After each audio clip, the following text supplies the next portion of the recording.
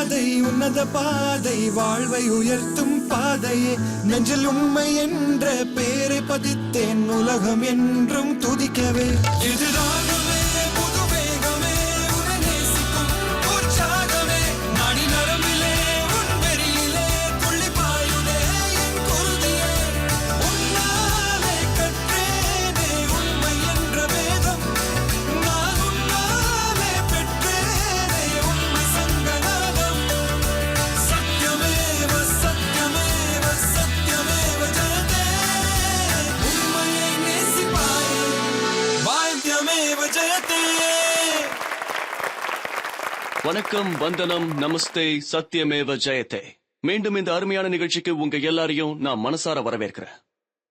சாதாரணமா சொல்லுவாங்க, health is wealth. ஆரோக்கியம் தான் செல்வம். உங்க வாழ்க்கையை நீங்க நல்லா என்ஜாய் பண்ணணும்னா உங்க உடம்பு ஆரோக்கியமா இருக்கணும்.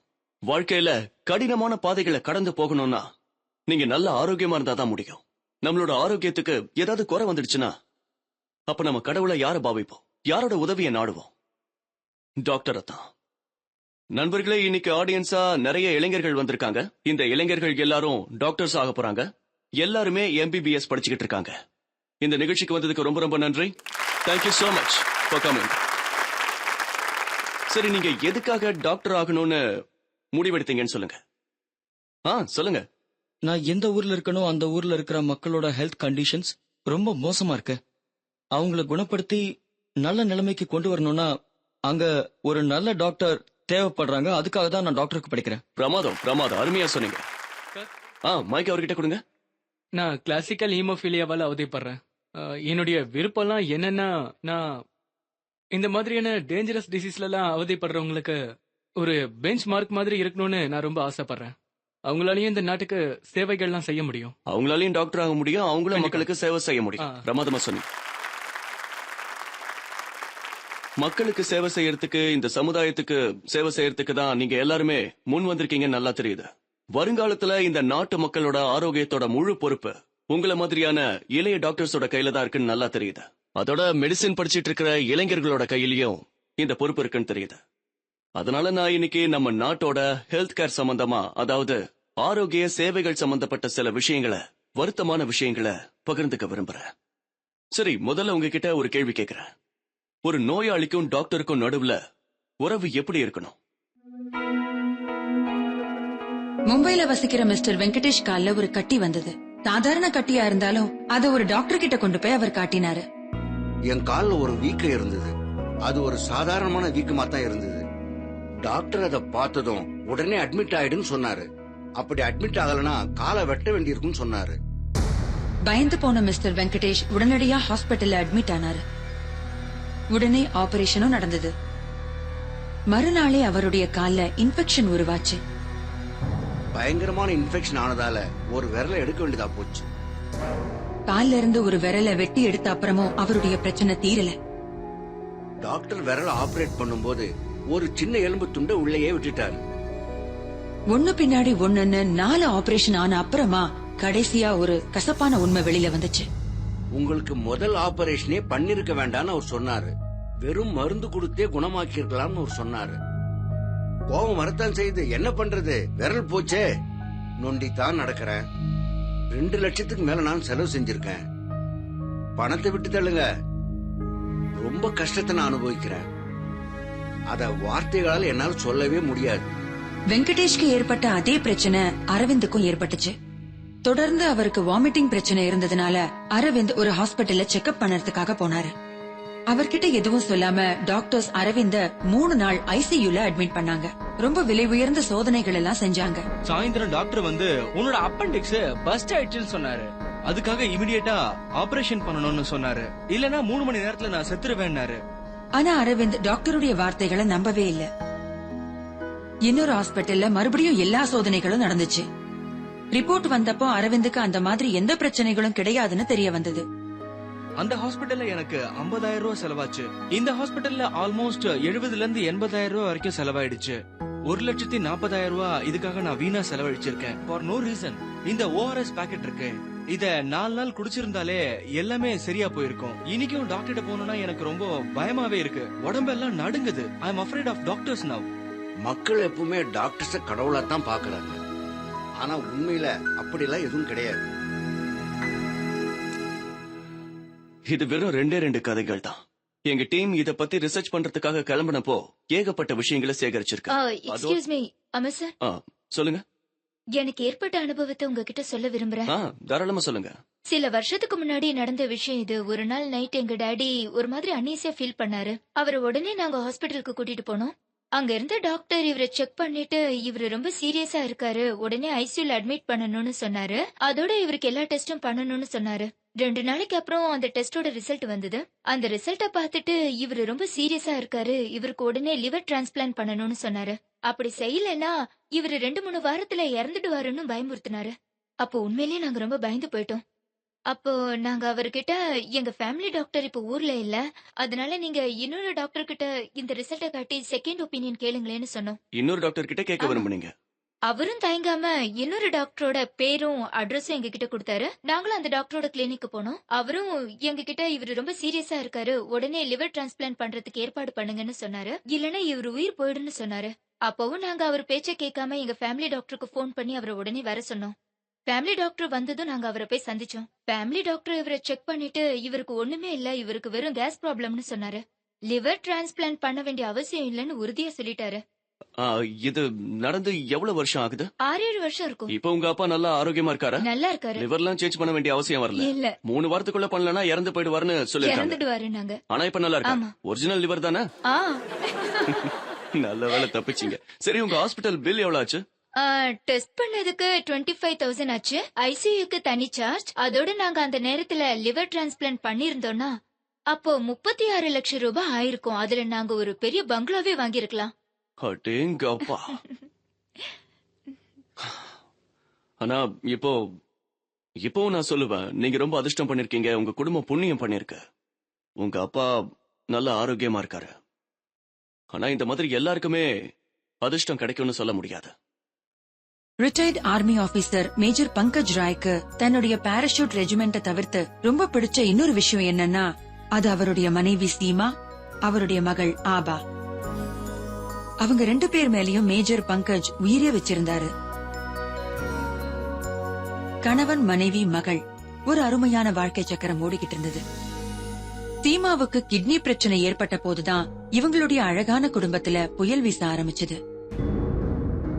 அவங்களுக்கு தொடர்ந்து டயாலிசிஸ் பண்ண வேண்டி இருந்தது. டயாலிசிஸ் பண்றதுனால அவங்களுடைய வாழ்க்கை நல்லாதான் போயிட்டு இருந்தது.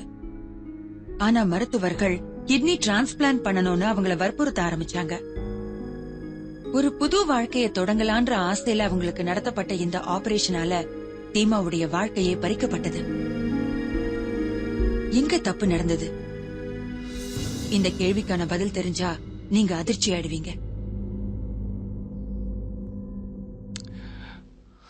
மேஜர் பங்கஜ், ஆபா, இந்த ப்ரோக்ராம்க்கு வந்ததுக்கு ரொம்ப ரொம்ப நன்றி. It's my pleasure. உங்களுக்கு நடந்த இந்த துயரத்தை பத்தி நினைச்சு பார்க்கும்போது ரொம்ப வருத்தமா இருக்கு. கேட்க கூட சங்கடமா இருக்கு. அப்படி இருந்தாலும் உங்ககிட்ட கேக்குறேன், சீமா மேடம் எப்படி இருந்தாங்க? அவங்க நேச்சர் எப்படி இருக்கும்?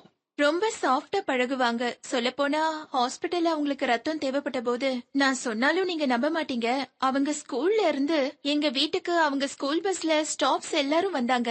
அதுல ஒர்க்கர் ஸ்டாஃப் இருந்தாங்க, ஆயா ஆன்டிஸ் இருந்தாங்க, டிரைவர் அண்ணா கூட இருந்தாரு. எல்லாரும் வந்தாங்க. ரத்தம் குடுக்கறதுக்கு ஃபுல் ஸ்கூலே வந்துச்சு. இதுல இருந்து அவங்க குணம் என்னன்னு உங்களுக்கே நல்லா புரிஞ்சிருக்கும். நீங்க சொல்றத பார்க்கும்போதே அவங்க எல்லாரும் மேலயும் ரொம்ப அன்பா இருந்திருப்பாங்கன்னு தெரியுது. டெஃபினெட்லி. சரி, உங்களுக்கு ஏதாவது எமர்ஜென்சி வந்ததா? நீங்க எதுக்கு கிட்னி டிரான்ஸ்பிளான்ட் பண்ணீங்க? ஏன்னா அது பண்ணிதான் ஆகணும்னு ஏதாவது கட்டாயம் வந்ததா? உண்மையை சொல்லணும்னா டயாலிசிஸ் பண்ணாலும் உயிரோட இருக்கலாம், வருஷக்கணக்கா வாழலாம். இன்னும் சொல்ல போனா 10-15 வருஷம் நல்ல ஆரோக்கியமா ரொம்ப சரியா வாழலாம். சொன்னீங்க. சரி, ஆனா அப்ப எங்களுக்கு ஹாஸ்பிட்டல்ல இருந்து போன் கால் வந்தது. ஒரு கிட்னி டோனர் இருக்காருன்னு சொன்னாங்க. டாக்டர் சொன்னதுனால என் வைஃபையும் நான் ஹாஸ்பிட்டல்ல அட்மிட் பண்ணேன். சரி. அதே மாதிரி டாக்டரும் கிட்னி டிரான்ஸ்பிளான்ட் பண்ணிக்கங்கன்னு வைஃப் கிட்ட சொல்லியிருக்காரு. அப்பதான் ஒரு விஷயம் அவர் சொன்னது ஆச்சரியத்தை கொடுத்தது. அதாவது உங்க பேன்கிரியாஸையும் நாங்க டிரான்ஸ்பிளான்ட் பண்ணிடுறோம்னு டாக்டர் சொன்னாரு. இது ஆச்சரியம் தானே? நீங்களே கொஞ்சம் யோசிச்சு பாருங்க. அதாவது ஆபரேஷன் நடக்கிறதுக்கு சில மணி நேரம் முன்னாடி டாக்டர் வந்து உங்க பேன்கிரியாஸ் டிரான்ஸ்பிளான்ட்டையும் பண்ணிடுறோம்னா எப்படி இருக்கும்? நாளைக்கு இன்னும் சில டாக்டர்கள் வருவாங்க. அவங்க கிட்ட யாராவது பேஷண்ட் கிட்னி டிரான்ஸ்பிளான்ட்டுக்கு போனா அவங்க கிட்ட டாக்டர் வந்து எங்களுக்கு ஒரு லங்ஸ் கிடைக்குது, ஹார்ட் கிடைக்குது, அதையும் டிரான்ஸ்பிளான்ட் பண்ணிக்கங்கன்னு சொன்னா அவர் என்ன ஆவாரு? இதுல எந்த ஒரு ரிஸ்க்கும் இல்ல. நீங்க கிட்னி டிரான்ஸ்பிளான்ட் பண்ணிக்கங்க, பேன்கிரியாஸ் டிரான்ஸ்பிளான்ட் பண்ணிக்கங்கன்னு டாக்டர் சொல்றாரு. ஆனா என் மனைவி மறுத்துட்டாங்க. நான் இதுக்கெல்லாம் தயார் இல்ல, எனக்கு ரொம்ப பயமா இருக்குதுன்னு சொன்னாங்க. அதுக்கு டாக்டர் சொல்றாரு, இப்ப நீங்க ஒத்துக்க வேண்டாம், யோசிங்க. நாளைக்கு காலையில கார்டியாலஜிஸ்ட் வந்து அவர்கிட்ட கேளுங்க. அவரோட ஒப்பீனியன் கேட்டுட்டு அதுக்கப்புறம் நீங்க பண்ணலாமா வேண்டாமான்னு decide பண்ணலாமா பண்ணலாம். வேண்டாமான்னு சொல்ல சொன்னாரு. சரி, இதெல்லாம் நடந்தது. இதுக்கப்புறம் என்னாச்சு? அப்புறம் காலையில சுமார் 5-5:30 மணிக்கு ஒரு நர்ஸ் வந்தாங்க. அம்மாவை ரொட்டீன் செக்கப்க்கு தான் கூட்டிட்டு போறதா அப்ப அவங்க சொன்னாங்க. அதுக்கப்புறம் அவங்க ஒரு ஃபார்ம் கொடுத்தாங்க. அதுல அம்மாவோட பேரு, இனிஷியல்லாம் எழுத சொன்னாங்க. அதை நான் எழுதி கொடுக்கறதுக்குள்ள என் கையில இருந்து புடுங்கி வாங்கிட்டு போயிட்டாங்க. அதுக்கப்புறம் அம்மாவும் போயிட்டாங்க. ஐ மீன் உள்ள கூட்டிட்டு போயிட்டாங்க. எங்க கிட்ட எதுவுமே சொல்லல. அப்பா வந்து என்னாச்சு எதுன்னு கேக்குறதுக்குள்ள அம்மாவை சர்ஜரிக்கு கூட்டிட்டு போயிட்டாங்க. நீங்க அங்க இருக்கவே இல்லையா? அதாவது இவ நீங்க இல்ல. வரதுக்கு முன்னாடியே கூட்டிட்டு போயிட்டாங்க. ஆமா, ஆமா. அதாவது அவங்க உங்ககிட்ட பர்மிஷனோ அனுமதியோ கிட்னி டிரான்ஸ்பிளான்ட்டுக்கு வாங்கவே இல்ல. அப்புறம் அந்த பேங்கரியாஸ் டிரான்ஸ்பிளான்ட்டுக்கும் இல்லவே வாங்கவே இல்ல. இல்ல. அவங்களே முடிவு பண்ணிட்டாங்க. நாங்க பர்மிஷன் கொடுக்கறோமோ இல்லையோ அவங்க ஆபரேஷன் பண்றதுன்னு முடிவு பண்ணிட்டாங்க. சரி, அதுக்கப்புறம் என்னாச்சு? அதுக்கப்புறம் நான் அவங்கள காண்டாக்ட் பண்ண முயற்சி பண்ணேன். நாங்க அனுமதி கொடுக்கவே இல்லையா, நீங்க எப்படி ஆபரேஷன் பண்றீங்க, நிறுத்துங்கன்னு சொல்ல பார்த்தேன். ஆனா அவங்க சர்ஜரி ஆரம்பிச்சாச்சு, இப்ப நிறுத்த முடியாதுன்னு உறுதியா சொன்னாங்க. இது கேட்டதும் நான் அப்படியே ஸ்தம்பிச்சு நின்னுட்டேன். அதுக்கப்புறம் பிளட் அரேஞ்ச் பண்ண தயாராகுங்கன்னு சொன்னாங்க. இல்லன்னா ஆபரேட்டிங் டேபிள்லயே உயிர் போயிடும்னு பயமுறுத்தினாங்க. இதுல நடந்தது என்னன்னா, இதுல பிளட் லாஸ் வந்து 390 ml ஆகும்னு எஸ்டிமேட் பண்ணாங்க. அதோட ஆக்சுவலி இவங்க பிளட் டிரான்ஸ்பிளான்ட் சர்ஜரி அன்னைக்கும் சர்ஜரி நடந்த 3 நாளைக்கு அப்புறமும் 119 யூனிட் பிளட் டிரான்ஸ்பிளான்ட் பண்ணிருக்காங்க. கிட்டத்தட்ட 60 லிட்டர். 60 லிட்டரா? ஆமா, ஒரு மனுஷனோட உடம்புல சாதாரணமா எவ்வளவு ரத்தம் இருக்கும்? 5 லிட்டர் இல்ல 6 லிட்டர் இல்ல 5 இல்ல ஆமா. 6. 8-10 ஆளுக்கு கொடுக்க வேண்டிய ரத்தத்தை கொடுத்திருக்காங்க. உங்ககிட்ட இன்னொரு விஷயத்த சொல்லணும். டிரான்ஸ்பிளான்ட் சர்ஜன் இருக்காருல்ல, அவர்கிட்ட எந்த விதமான குவாலிபிகேஷனும் சர்டிபிகேட்டும் கிடையாது. அதுவும் பேன்கிரியாஸ் டிரான்ஸ்பிளான்ட் செய்யக்கூடிய தகுதியும் அந்த ஆளுக்கு கிடையாது. இன்னொரு விஷயம், நாங்க கார்டியாலஜிஸ்டோட இவாலுவேஷன் இல்லாம சர்ஜரி பண்ண மாட்டோம்னு அந்த டாக்டர் சொல்லி இருந்தாரு. இத டாக்டர் எழுதியும் கொடுத்திருக்காரு. மூணாவது விஷயம், இந்த ஹாஸ்பிட்டல் இருக்கே, அவங்க கிட்ட பேன்கிரியாஸ் டிரான்ஸ்பிளான்ட் பண்றதுக்கான லைசன்ஸும் கிடையாது. லைசன்ஸே இல்லாம அவங்க இந்த ஆபரேஷன் இத பண்ணிருக்காங்க. வந்து நாம ஒரு பெரிய கிரிமினல் ஒஃபென்ஸ்னே சொல்லலாம். ம். அதுக்கப்புறம் இந்த ஆபரேஷன் எல்லாம் நடந்து முடிஞ்சதுக்கு அப்புறம் அவங்க ஆபரேட்டிங் டேபிள்ல 17 மணி நேரம் இருந்திருக்காங்க. அதுக்கப்புறம் 2 நாளைக்கு ரொம்ப கிரிட்டிக்கல் கண்டிஷன்ல இருந்தாங்க. எங்களால எதுவும் சொல்ல முடியாது, என்ன வேணாலும் நடக்கலாம்னு சொல்லிட்டாங்க. அதுக்கப்புறம் 5ஆம் தேதி சாயந்தரம் நான் பாக்கறதுக்காக போனேன். இப்போ நான் சொல்றது வந்து என் கண் முன்னாடி இப்போ கூட அப்படியே ஓடிக்கிட்டு இருக்கு. அவங்க தன்னுடைய கைய தூக்கி இப்படி அசைச்சாங்க. அப்புறம் சொன்னாங்க, லுக் ஆஃப்டர் யுவர் செல்ஃப். அதுக்கப்புறம் ராத்திரி தான் என் மகளுக்கே தெரிஞ்சது அவ அம்மா உயிரோட இல்ல. இதுல கொடுமை என்னன்னா, அம்மா உயிரோட இல்லங்கிற விஷயத்த அவங்க எங்க கிட்ட சொல்லவே இல்ல. நாங்க தான் என்னாச்சுன்னு போய் கேட்டோம். அப்பதான் சொல்றாங்க, we are sorry, அவங்க இறந்துட்டாங்கன்னு. அந்த நேரத்துல டாக்டர்ஸ் அவங்களுடைய செல்போனை சுவிட்ச் ஆஃப் பண்ணிட்டாங்க. இந்த ஆபரேஷன் முடிஞ்சு உங்க ஹாஸ்பிட்டல் பில் எவ்வளவு ஆச்சு? 8.25 லட்சம். 8.25 லட்சம். மேஜர் ராய், நீங்க என்ன நினைக்கிறீங்க? இவ்வளவு சீக்கிரமா ஆபரேஷன்லாம் நடந்திருக்கு, உங்ககிட்ட பெர்மிஷனும் வாங்கல, லைசன்ஸே இல்லாம ஆபரேஷன் பண்ணிருக்காங்க. இதெல்லாம் எதுக்கு இவ்வளவு அவசரமா பண்ணாங்க? இதோட உள்நோக்கம் என்னவா இருக்கும்னு நீங்க நினைக்கிறீங்க? அவங்க எண்ணங்கள் தவறா இருந்தது. ஏன்னா அவங்க நினைச்சிருக்கலாம். எனக்கு அப்படி தோணுது. இந்த சர்ஜரிய பண்ணிட்டா, அதுவும் இது காஸ்ட்லியான சர்ஜரி வேற, பேஷண்ட் பணத்தை கொடுக்கத்தான் செய்வாங்க. ஆபரேஷன் நல்லபடியா நடந்தா பேர் கிடைக்கும், இன்னும் நிறைய பேர் வருவாங்க. ஆபரேஷன் சக்சஸ் ஆகலன்னா பேஷண்ட் செத்துருவாங்க, அவ்வளவுதான். இவங்கள டாக்டர்ஸ்னு சொல்லக்கூடாது, கௌரவ கொலைகாரர்கள் அப்படித்தான் சொல்லணும். என் மனைவி நெஃப்ராலஜிஸ்ட் கிட்ட ஒண்ணுதான் சொன்னா. என் கணவர் ஏதாவது சொன்னாலும் அத ஒரு நிமிஷத்துக்கு நான் நம்பாம போயிடுவேன். ஆனா நீங்க என்ன சொன்னாலும் அதை நம்புவேன்னு சொன்னா. அந்த அளவுக்கு டாக்டர் மேல நம்பிக்கை வச்சிருந்தாங்க. ரொம்ப நம்பினாங்க. உங்க 2 பேர்கிட்டயும் என்ன சொல்றதுன்னே எனக்கு தெரியல. உங்க கூட நடந்த இந்த துயர சம்பவம், உங்க அம்மாவை இழந்திருக்கீங்க, நீங்க மனைவியை இழந்திருக்கீங்க. நண்பர்களே, மேஜர் ராயோட கேஸ் கோர்ட்ல இருக்குங்கிறத நீங்க தெரிஞ்சுக்கங்க. இது ஒரு முக்கியமான மேட்டர். சரியா தவறான தீர்ப்பு கொடுக்கறதுக்கு நம்ம கோர்ட்டோ ஜட்ஜோ கிடையாது. அது அவங்களே தீர்மானிக்கிட்டோம். சரி மேஜர் ராய், எங்களோட ஆதரவு உங்களுக்கு எப்பவுமே உண்டு.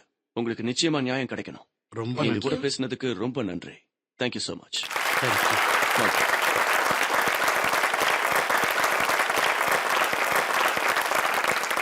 நண்பர்களே, தவறு நடக்கிறது ரொம்ப சகஜம்தான். டாக்டரும் ஒரு மனுஷன் தானே, பாவம் அவரும் தவறு செய்யலாம். நாங்க ஒத்துக்கிறோம். ஆனா இன்னைக்கு நாம தவற பத்தி பேச வரல. நாம இங்க பேச வந்தது எண்ணங்களை பத்தி, நோக்கத்தை பத்தி. நீங்க வேணும்னே ஒரு பேஷண்ட பயமுறுத்துறீங்க, அவங்கள துன்புறுத்துறீங்க, அவங்க ஆரோக்கியத்தோட நீங்க விளையாடுறீங்க. எதுக்கு? வெறும் பணத்துக்காக தான். இதுதான் தவறா போயிடுது. இது தெரியாம நடக்கிற தவறு இல்ல, இது நெக்லிஜென்ஸ் இல்ல, அக்கறையின்மை இல்ல, இது fraud, இது துரோகம். அதுவும் நம்பிக்கை துரோகம். அதுவும் நீங்க யாருக்கு நம்பிக்கை துரோகம் செய்றீங்க? உங்களை கடவுளா நினைக்கிறவங்க கிட்டயா? சொல்ல போனா இப்ப இது ஒரு சாதாரண விஷயமாவே போயிடுச்சு. ஒரு பிரேக்குக்கு அப்புறம் மீண்டும் சந்திப்போம்.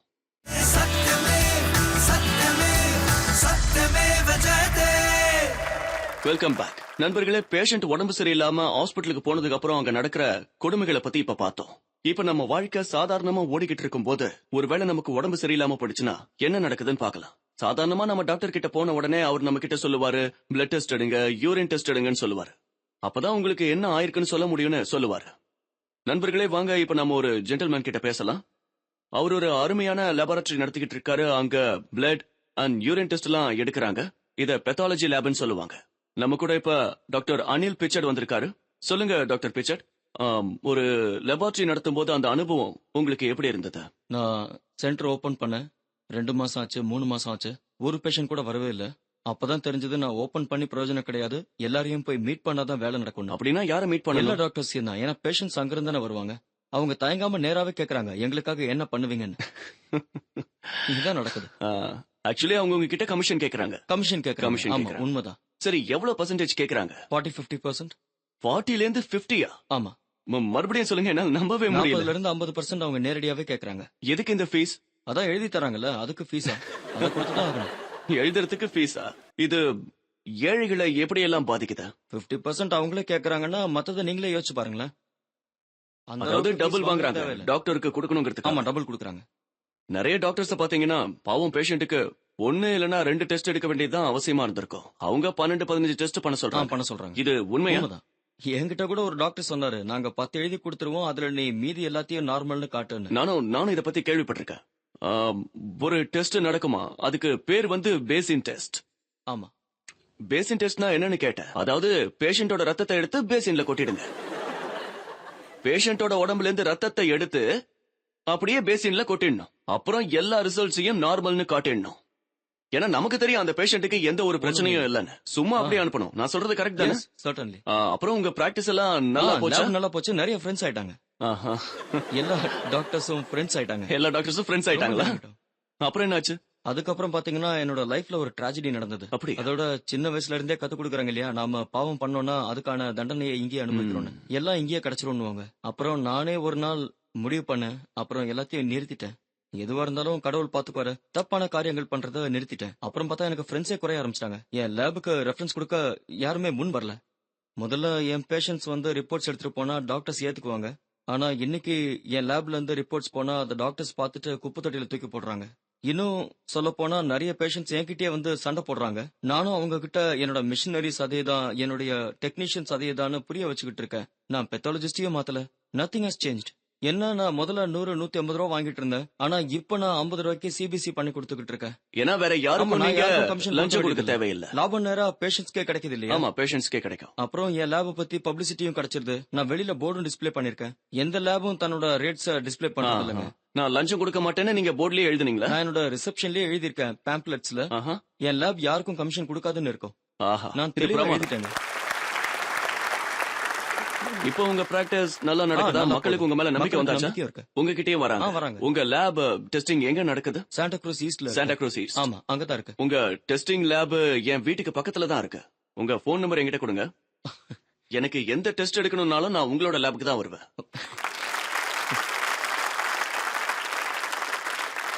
நண்பர்களே, ஏதோ ஒரு விதத்துல கவனிக்கிறத பத்தி இப்ப பார்த்தோம். அதாவது கமிஷன் கொடுக்கறது வாங்கறது. இது வெறும் டெஸ்டிங் லெபார்டரியில மட்டும் நடக்கிறது கிடையாது. சொல்ல போனா ஒரு டாக்டர் இன்னொரு டாக்டர் கிட்ட பேஷண்ட் அனுப்புறாங்கன்னா, ரெஃபர் பண்றாங்கன்னா, அப்பவும் ஒரு சில டாக்டர்ஸ் கமிஷனோ இல்ல வேற ஏதோ வாங்குறாங்க.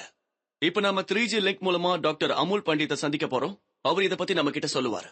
டாக்டர் அமுல் பண்டித் இங்கிலாந்துல வேல்ஸ்ல பிராக்டிஸ் பண்ணிட்டு இருக்காரு. அதுவும் ரொம்ப விசேஷமா கேன்சர் ஆபரேஷன் பண்றதுல இவர் பெரிய வல்லுநர்னு எல்லாரும் சொல்லிக்கிட்டு இருக்காங்க. Hi doctor Amul, how are you? Very well, thank you. நீங்க எப்படி இருக்கீங்க? ரொம்ப நல்லா இருக்கேன். சரி சொல்லுங்க, நீங்க உங்க படிப்பை வெளிநாட்டுல தான் முடிச்சீங்க. அதுக்கப்புறம் நீங்க இந்தியாவுக்கு வரணும்னு முடிவு பண்ணீங்க. இங்க வந்ததுக்கு அப்புறம் உங்களுக்கு ஏற்பட்ட அனுபவத்தை சொல்லுங்க. அங்க வந்ததுமே சில நாட்கள் கொஞ்சம் வருத்தமா தான் இருந்தது. என்னுடைய நண்பர்கள், அதாவது என் கூட படிச்ச சில டாக்டர்களை சந்திக்க போனேன். நான் இந்தியாவுக்கு வந்திருக்கிறதுனால நான் ஆபரேஷன் பண்றதுக்காக பேஷண்ட்ஸ் யாராவது இருந்தா ப்ளீஸ் எனக்கு ரெஃபர் பண்ணுங்கன்னு நான் அவங்க கிட்ட கேட்டேன். அப்படி ரெஃபர் பண்ணணும்னா எங்களுக்கு எவ்வளவு சேரணுமோ அவ்வளவு பெர்சன்டேஜ் நீங்க கொடுக்க தயாரா இருந்தீங்கன்னா பேஷண்ட்ஸை நாங்க ரெஃபர் பண்ணுவோம்னு சொன்னாங்க. அந்த டாக்டர்ஸ் உங்ககிட்ட இருந்து எவ்வளவு பர்சன்டேஜ் கேட்டுட்டு இருந்தாங்க? 30% 50% வரைக்கும் என்கிட்ட கேட்டாங்க. இது ரொம்ப அதிர்ச்சியா இருக்கு. ஆமா. சரி, பெரிய ஹாஸ்பிட்டல்கள்ல உங்களுக்கு ஏற்பட்ட அனுபவத்தை பத்தி சொல்லுங்க. பெரிய ஹாஸ்பிட்டல்னு பாத்தீங்கன்னா அவங்க கிட்ட ஒரே ஒரு நோக்கம் தான் இருந்தது. பேஷண்ட்ஸ் கிட்ட அவங்க நோயை பத்தி நீங்க பயங்கரமா விளக்கி சொல்லுங்க. அவங்க பயந்துடணும். அவங்க யோசிக்க கூடாது. அவங்க யோசிச்சு முடிவெடுக்கிறதுக்குள்ள நீங்க அவங்களுக்கு ஆபரேஷன் பண்ணி முடிச்சிடணும். அப்பதான் ஹாஸ்பிட்டலுக்கு தேவையான பணம் கிடைக்கும்னு சொன்னாங்க. சரி, அந்த பெரிய ஹாஸ்பிட்டல்கள்ல கேட்டபடி நீங்க நடந்தீங்களா? அதாவது அவங்க கேட்டபடி பர்சன்டேஜ் ஏதாவது நீங்க கொடுத்தீங்களா? கொடுக்கல. அதனாலதான் நான் இங்கேயே திரும்ப வந்துட்டேன். நீங்க திரும்ப போயிட்டீங்க, ஆனா இந்தியா ஒரு சிறந்த டாக்டரை இழந்துடுச்சு. ஓகே டாக்டர் அமுல், எங்க கூட பேசினதுக்கு ரொம்ப ரொம்ப நன்றி. Thank you so much. Thank you very much. உங்க கூட பேசுனதுல சந்தோஷம். நிறைய பேரை பாத்தீங்கன்னா அவங்க ஆபரேஷன் பண்றதுக்காக போனா அவங்க வாழ்க்கையில சம்பாதிச்ச அத்தனையும் இழந்து நின்னுடுறாங்க. சில சமயம் குழந்தைகளுக்கு ஸ்கூல் ஃபீஸ் கட்ட முடியாம போயிடுது. சில சமயம் வீடு அடமானம் வைக்கிறாங்க, நிலத்தையே வித்துடுறாங்க. இப்படி இருக்க 30%, 40%, சில சமயம் 50% செலவு ஆபரேஷனுக்காக இல்ல, வெறும் கமிஷனுக்கே போயிடுச்சுன்னா இது நிஜமாவே அநியாயம் தானே? இதுல இன்னொரு முக்கியமான விஷயமும் இருக்கு. இந்த மாதிரி ஆபரேஷன் நடந்ததுக்கு அப்புறம் உங்களுக்கு ஒரு விஷயம் தெரிய வருது. இந்த ஆபரேஷன் தேவையில்லைன்னு தெரிஞ்சதுன்னா உங்களுக்கு எப்படி இருக்கும் சொல்லுங்க. ஆந்திர பிரதேஷ்ல இருக்கிற ஒரு சின்ன கிராமத்துல அதிர்ச்சியான ஒரு விஷயம் எங்களுக்கு தெரிய வந்தது. இங்க இருக்கிற எத்தனை பேருக்கு கர்ப்பப்பை எடுத்திருக்காங்க? கொஞ்சம் கை தூக்குங்க.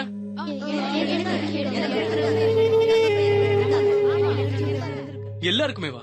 இங்க இருக்கிற பெரும்பாலான பெண்களுக்கு ஆபரேஷன் மூலமா அவங்க கர்ப்பப்பை அகற்றப்பட்டிருக்கு. இங்க இருக்கிற இத்தனை பெண்களும் எதுக்காக இப்படி ஒரு ஆபரேஷனுக்கு ஒத்துக்கிட்டாங்க? நான் செத்து போயிடுவேன்னு சொன்னாங்க. கர்ப்பப்பைய எடுத்துடணும்னு சொன்னாங்க. இல்லன்னா இவ இறந்து போயிடுவாளா? கர்ப்பப்பை எடுக்க வேணாம்னா எடுக்காத, எங்களுக்கு என்னாச்சு? நீ செத்துருவேன்னாங்க. There has been a significant increase in the incidence of hysterectomies. In many cases they are avoidable. 60,000 ரூபாய் ஆச்சு. எனக்கு இருக்கிறது ஒரு பொண்ணு. அவன் நிலைமைய பாருங்க. தங்களுடைய நிலங்களை வித்து கடன் பட்டு அவங்க தங்களுக்கான இந்த சிகிச்சையை செஞ்சுக்கிட்டாங்க. ஆனா இதற்கான பலன் எதையும் செய்ய முடியாது. இடுப்புல ஊசி போடுறாங்கல்ல, குனிய முடியாது, உட்கார்ந்தா எழுந்துக்க முடியாது. மொத்த உடம்பு வலிக்குதுங்க. வேலைக்கும் போறதுல வேற எங்கேயும் போறதுல, வீட்லயே தான் கிடக்குறேங்க. வேலையும் நான் தான் செய்யறேன். As long as healthcare continues to be a business, there would be abuse, there would be exploitation, and there would be people who would be vulnerable. மாசத்துக்கு ஒரு வாட்டி ஆஸ்பத்திரிக்கு போயிட்டு வருவேன். ஒரு மாசத்துக்கே மருந்து செலவு மட்டும் 1000 ரூபாய் ஆயிடும். உனக்கெல்லாம் செலவு பண்ண முடியாது. வீட்டை விட்டு போன்னு புருஷன் விரட்டிட்டான். என்னால முடியலன்னு, எந்த வேலையும் செய்ய முடியலன்னு, அது இல்லாம எனக்கு ஒரே குழந்தை தான், ஆம்பளை பிள்ளை வேணும்னு இன்னொரு கல்யாணம் பண்ணிட்டாரு. என்னன்னு சொல்றது?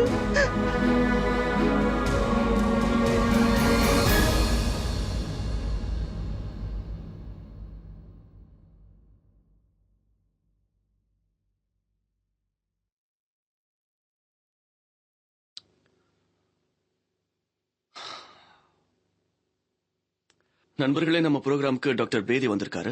அவர் ஒரு கைனகாலஜிஸ்ட். இதுக்கு முன்னாடி கூட நம்மளோட ப்ரோக்ராம்க்கு வந்திருக்காரு.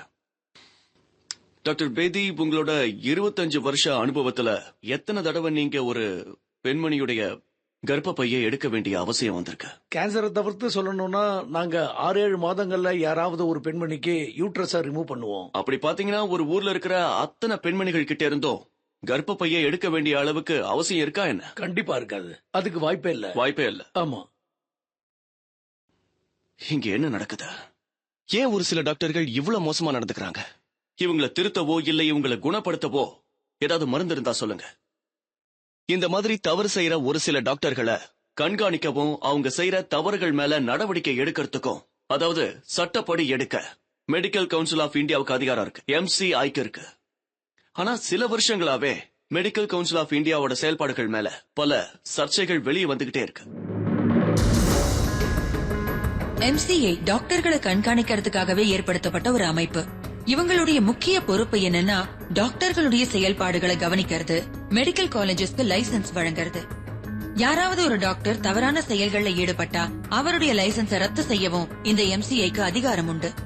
2001ல MCIயுடைய தலைவரா இருந்த டாக்டர் கேதன் தேசாய் ஊழல் குற்றச்சாட்டுகளுக்காக டெல்லி உச்சநீதிமன்றத்தால் பதவியிலிருந்து இறக்கப்பட்டார். அந்த தலைவர் பொறுப்பு உடனடியா retired major general Som Jhingan கிட்ட ஒப்படைக்கப்பட்டது. அவர் MCI மேல சில குற்றச்சாட்டுகளை சொன்னாரு. என்ன கேட்டீங்கன்னா MCIல நடக்காத கரப்ஷன்ஸே இல்லைன்னு தான் நான் சொல்லுவேன். ஆனா நாட்டுக்காக 2 முறை சண்டை போட்ட இந்த மேஜருக்கு ஒரு பெரிய புதக்குழியில சிக்கிக்க போறோங்கிற விஷயம் தெரியாம இருந்தது. Major general Jhingan medical college கண்காணிக்கும் போது பல கசப்பான உண்மைகளை தெரிஞ்சுக்கிட்டாரு. எது எடுத்துக்கிட்டாலும் கடைசியில அது முடியறது பணத்துல தான்.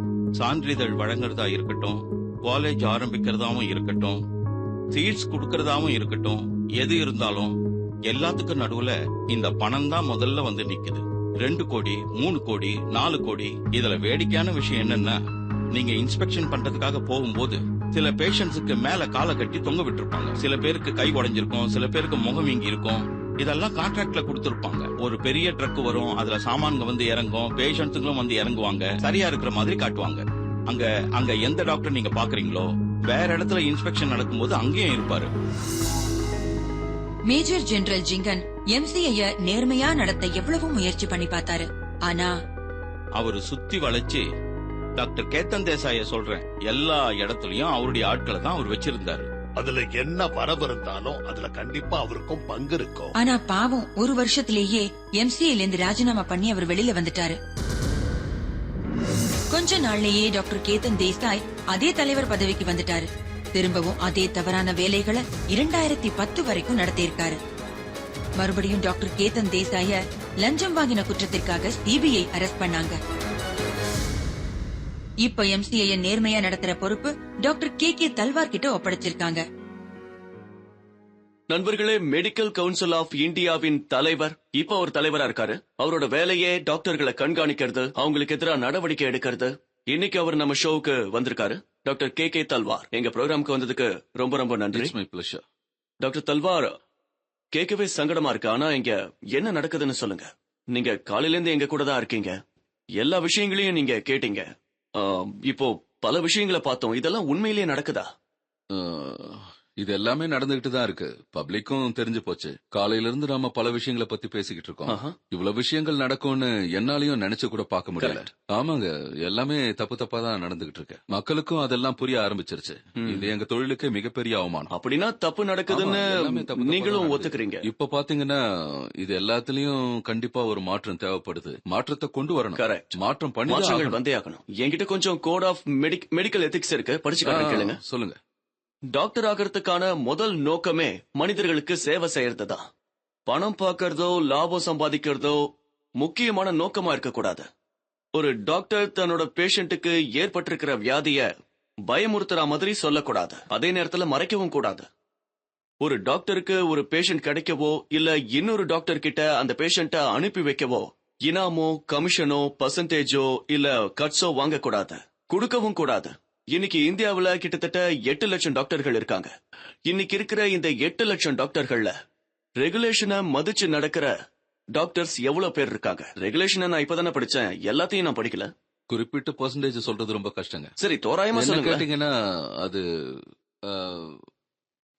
இருந்தாலும் நிறைய பேர் நேர்மையா நடந்துக்கிறாங்க. என் பேச்சு உங்க மனசு நோக்கடிச்சிட்டு தான் மன்னிச்சிருங்க. It's okay. ஏன்னா நாங்க ஒரு ஸ்டடி பண்ணிருக்கோம், ரிசர்ச் பண்ணிருக்கோம். அதுல பாத்தீங்கன்னா அதிர்ச்சியான ரிப்போர்ட் வந்தது. நிறைய டாக்டர்ஸோட லைசென்ஸ் கேன்சல் ஆக வாய்ப்பு இருக்கு. இந்த பேசிஸ்ல இந்த ரூல்ஸ் படி பார்த்தா பாருங்க, இதான் எங்களுக்கு தெரிய வந்தது. இவங்க ரெகுலேஷன்ஸ் கரெக்டா ஃபாலோ பண்ண மாட்டேங்கிறாங்கங்கறத நானும் ஒத்துக்கிறேன். இது விஷயமா எம்சிஐ கண்டிப்பா அவங்க மேல ஆக்ஷன் எடுத்திருக்கணும். சரியா சொன்னீங்க. அங்க எத்திக்கல் கமிட்டி இருக்கதான் செய்யுது. எத்திக்கல் கமிட்டி அங்க என்ன பண்ணுது? இருங்க, நான் உங்களுக்கு ஒண்ணு காட்டுறேன். நாங்க ஒரு ஆர்டிஐ ஃபைல் பண்ணோம். அந்த ஆர்டிஐல நாங்க அவங்க கிட்ட கேட்டோம், அதாவது இத்தனை வருஷத்துல எத்தனை டாக்டர்ஸோட லைசென்ஸ், அதாவது இந்தியா முழுக்க எத்தனை டாக்டர்ஸோட லைசென்ஸ் கேன்சல் ஆயிருக்குன்னு சொல்ல முடியுமா? இல்ல, கண்டிப்பா இதுக்கு பதில் உங்களுக்கு தெரிஞ்சிருங்க. நானே சொல்றேன், நீங்க நியாயமா தான் கேக்குறீங்க. அதுல எங்ககிட்டயே சொல்லுங்க எவ்வளவு பேருக்கு கேன்சல் ஆயிருக்கு. எம்சிஐல என்னெல்லாம் நடந்துகிட்டு இருக்கோ அத ரொம்ப தெளிவா ஜெனரல் சாரே உங்ககிட்ட சொன்னாரு. கரெக்ட். நான் இந்த தலைவர் போஸ்டுக்கு வந்து ஜஸ்ட் 8-9 மாசம் தான். ஐயோ, நான் உங்களை சொல்லல, என்ன சொல்ல விடுங்க. அதனால தெளிவா எதுவும் சொல்ல முடியாது. தெளிவா சொல்ல முடியாது. ஆனா நேயர்களுக்கு ஒரு விஷயத்தை சொல்ல ஆசைப்படுறேன். நாங்க இந்த ஆர்டிஐ ஃபைல் பண்ணும்போது ஒரு விஷயத்தை கேட்டிருந்தோம். அது எத்தனை டாக்டர்ஸோட லைசென்ஸ பெர்மனன்ட்லி கேன்சல் பண்ணிருக்கீங்க, அதாவது அவங்களோட வாழ்க்கையில மறுபடியும் அவங்க பிராக்டிஸே பண்ண முடியாது. அதுக்கு பதில் கிடைச்சது 2008 இருந்து இன்னி வரைக்கும் ஒரு டாக்டரோட லைசென்ஸையும் பெர்மனன்ட்லி கேன்சல் பண்ணவே இல்லையா. நாங்க கேட்டது இந்த 50 வருஷத்துல எவ்வளவு டாக்டர்ஸோட லைசென்ஸ் கேன்சல் செய்யப்பட்டிருக்குன்னு. ஆனா அவங்க சொன்னது 4 வருஷத்துக்கு முன்னாடி நடந்ததுதான். சரி, இங்கிலாந்து நாட்டோட ஃபிகரை நான் உங்களுக்கு சொல்றேன். இங்கிலாந்துல 2008 வருஷத்துல 42 டாக்டர்ஸ், அதாவது 42 டாக்டர்ஸோட லைசென்ஸ் பெர்மனன்ட்லி கேன்சல் ஆயிருக்கு. 2009 68, அதாவது 68 டாக்டர்ஸ் லைசென்ஸ் கேன்சல் செய்யப்பட்டிருக்கு. 2010 73, அதாவது 73 டாக்டர்ஸோட லைசென்ஸ் பெர்மனன்ட்லி கேன்சல் செய்யப்பட்டிருக்கு. இங்கிலாந்து நாட்டோட ஃபிகரை நான் சொன்னேன். ஒவ்வொரு வருஷமும் இப்படி எல்லாம் நடந்திருக்கு. இந்த ஃபிகரை நம்ம எப்படி எடுத்துக்கிறது? அதாவது இங்கிலாந்துல இவ்வளவு மோசமான டாக்டர்ஸ் இருக்காங்க, பட்டுன்னு அவங்க லைசென்ஸ் எல்லாம் கேன்சல் ஆகுது. இந்தியாவுல நல்ல டாக்டர்ஸ் மட்டும்தான் இருக்காங்க, ஒருத்தரோட லைசென்ஸ் கூட கேன்சலே ஆகலன்னு இருந்தா நாம என்ன செய்யறது? வாய மூடிட்டு நம்ம இந்தியாவுல பாத்தீங்கன்னா, நீங்க யாரு இத பத்தி எல்லாம் பேசுறதுக்குன்னு ஈகோ ப்ராப்ளம் வரும். இதுல இருந்து முதல்ல வெளியில வரணும். இங்க எப்படி இருக்காங்கன்னா, very good doctors, good doctors, bad doctors. இங்க நாம நல்ல டாக்டர் கெட்ட டாக்டர் பத்தி பேச வரல, அவங்க எண்ணங்களை பத்தி பேசுறோம். இப்ப நீங்களே ஸ்கிரீன்ல பாத்தீங்கல்ல, ஒரு ஊர்ல ஆந்திர பிரதேஷ்ல அத்தனை பெண்மணிகளோட என்ன சொல்லுவாங்க, கர்ப்பப்பை ஆபரேஷன் பண்ணப்பட்டிருக்கு. இத பாக்கும்போது நல்ல டாக்டர்கள் கெட்ட டாக்டர்களை பத்தி பேசி பிரயோஜனம் இல்ல. இது உண்மையிலேயே பெரிய அநியாயம் தான். சொல்ல போனா இது டாக்டர் தொழிலுக்கு பெரிய அவமானம் கூட சொல்லுவேன். இது தொழில் துரோகம். டாக்டர் தல்வார் சார், இப்ப நாட்டு மக்கள் எல்லாரும் உங்களை ஸ்கிரீன்ல பாத்துட்டு இருக்காங்க. நீங்க எனக்கு ஒரு கமிட்மெண்ட் கொடுங்க. நீங்க இந்த ஆந்திரா கேஸ்ல ஆக்ஷன் எடுத்தாங்க. ஐயோ, என்ன இதெல்லாம், நீங்க இப்படி எல்லாம் கேட்க கூடாது. இது என்னோட கடமையா நினைக்கிறேன். கண்டிப்பா என்னால முடிஞ்சத. சரி, எனக்கு சொல்லுங்க, இந்த பிரைவேட் காலேஜஸ் எல்லாம் இருக்குல்ல, அவங்களோட கேபிடேஷன் ஃபீஸ் எவ்வளவு இருக்கும் ஸ்டூடெண்ட்ஸ்க்காக? இங்க பாருங்க, மீடியாவுல என்ன ஃபிகர் வருதோ அதுதான் என்னால சொல்ல முடியும். ஃபார் MBBS 40 to 50 lakhs இருக்கலாம். ½ crore, அதாவது 50 லட்சம். சில காலேஜஸ்ல இன்னும் அதிகமாவும் இருக்கலாம், இங்க கம்மியாவும் நிறைய இருக்கலாம். ஸ்டூடெண்ட்ஸ் இருக்காங்கல்ல, நீங்க என்ன கேள்விப்பட்டிருக்கீங்க சொல்லுங்க? 60 lakhs, அதாவது கிட்டத்தட்ட 50-60 லட்சம் டொனேஷனா கொடுக்கறீங்க. இந்த டொனேஷனா கொடுத்தாதான் உங்களுக்கு காலேஜஸ்ல அட்மிஷனே கிடைக்குது. சரி, நீங்க எனக்கு சொல்லுங்க, இந்த டொனேஷன் இருக்குல்ல, இத அபிஷியல் செக்ஸ்ல கொடுக்கறீங்களா இல்ல கேஷ்ல கொடுக்கறீங்களா? கேஷா கொடுக்கறீங்களா? அநியாயத்தை பாருங்க. அப்படின்னா இது பிளாக் மணின்னு சொல்லணும். இது எனக்கே ஆச்சரியமா இருக்கு. ஏதோ இவங்க தான் சொல்றாங்க. இல்ல, இது ஸ்டூடெண்ட் சொல்றாங்க, நீங்க சொல்லல. நீங்க சொன்னா பிரச்சனை இல்ல, மாட்டிப்பீங்க. ஸ்டூடெண்ட் தான் சொல்றாங்க. சரி, மெடிக்கல் இன்ஸ்டிடியூட் பத்தி கேள்விப்பட்டிருக்கோம், அதாவது பிரைவேட்ல நடந்திருக்கு. அதாவது அங்க அட்டாச்ட் ஹாஸ்பிட்டலும் நல்ல தரத்துல இருக்காதான், ஆனாலும் லைசென்ஸ் கிடைச்சிருமா? அப்புறம் அந்த லைசென்ஸ் கிடைக்கிறதுக்காக கண்டிப்பா உங்களுக்கு ஏதாவது கிடைச்சிருக்கும், யாருக்கு தெரியும்? அதுக்கப்புறமும் அங்க செக்கிங் நடக்கும்போது, இன்ஸ்பெக்ஷன் நடக்கும்போது உடனே அங்க வாடகைக்கு டாக்டர்ஸ கொண்டு வருவாங்க, பேஷண்ட்ஸ கொண்டு வருவாங்க. இதெல்லாம் நடக்குதா? இதெல்லாம் நடக்குது. இப்போ நாம என்ன செய்யணும்னா, இதை எப்படியாவது தடுத்து நிறுத்த முயற்சி பண்ணணும். இப்ப நடந்துகிட்டு இருக்கிற இந்த தவறுகள் பல வருஷங்களா நடந்துகிட்டு இருக்கு. இது ஒண்ணு புதுசா நடக்கல. இதை தடுக்க தான் முயற்சி பண்ணணும். அதுக்காக எப்படி ஆக்ஷன் எடுக்க போறீங்க நீங்க முடிவு பண்ணுங்க. இதை க்ளீன் பண்ண வேண்டியது உங்க வேலை தான் செய்யணும். அதுக்கான முயற்சிகளை நாங்க தான் செய்யணும். அந்த முயற்சிகளை நாங்க எடுத்துக்கிட்டு தான் இருக்கோம். ஆனா அதுக்காக கொஞ்சம் நேரம் தேவைப்படுது. ஓகே டாக்டர் சார், அந்த நாளை பார்க்க முடியுமா? இந்த மெடிக்கல் கவுன்சில் ஆஃப் இந்தியா தவறு செய்யற டாக்டர்கள், அவங்க யாரா இருந்தாலும் பரவாயில்ல, மக்களை ஏமாத்துற டாக்டர்களோட லைசென்ஸ் பெர்மனண்டா கேன்சல் ஆகணும். நாம பல கண்ட்ரீஸ்ல பார்த்தோமே, அந்த மாதிரி. இது ரொம்ப சங்கடமான இத கேள்வி. பாருங்க, நீங்க என்ன தப்பா எடுத்துக்காதீங்க. டாக்டர்ஸ் எல்லாரும் ஜெயில இருக்கணும்னு நான் அவங்களும் நினைக்கல. இந்த ஒரு நிமிஷம் program உங்ககிட்ட ஒரு விஷயத்த பார்த்துட்டு சொல்றேன். தான் இந்த ப்ரோகிராம் டெலிகாஸ்ட் ஆச்சுன்னா இந்தியாவுல யாரும் எனக்கு ட்ரீட்மெண்ட் கொடுக்க மாட்டாங்க. டாக்டர் கிட்ட போனா வாங்க, இல்ல, இல்ல, நீங்க உங்களை இப்படி இப்பவே எல்லாம் கவனிக்கிறோம்னு வாங்க. எல்லாம் பயப்பட நீங்க தேவையில்லை. பவர்ஃபுல் பொசிஷன்ல இருக்கீங்க, இது அதனால பாருங்க, உங்ககிட்ட கேக்குறேன். நான் உறுதியா சொல்றேன், இது விஷயமா கண்டிப்பா ஆக்ஷன் எடுக்க தயங்க மாட்டேன். Very good, thank you so much. Thanks sir. Thank you. Thank you very much.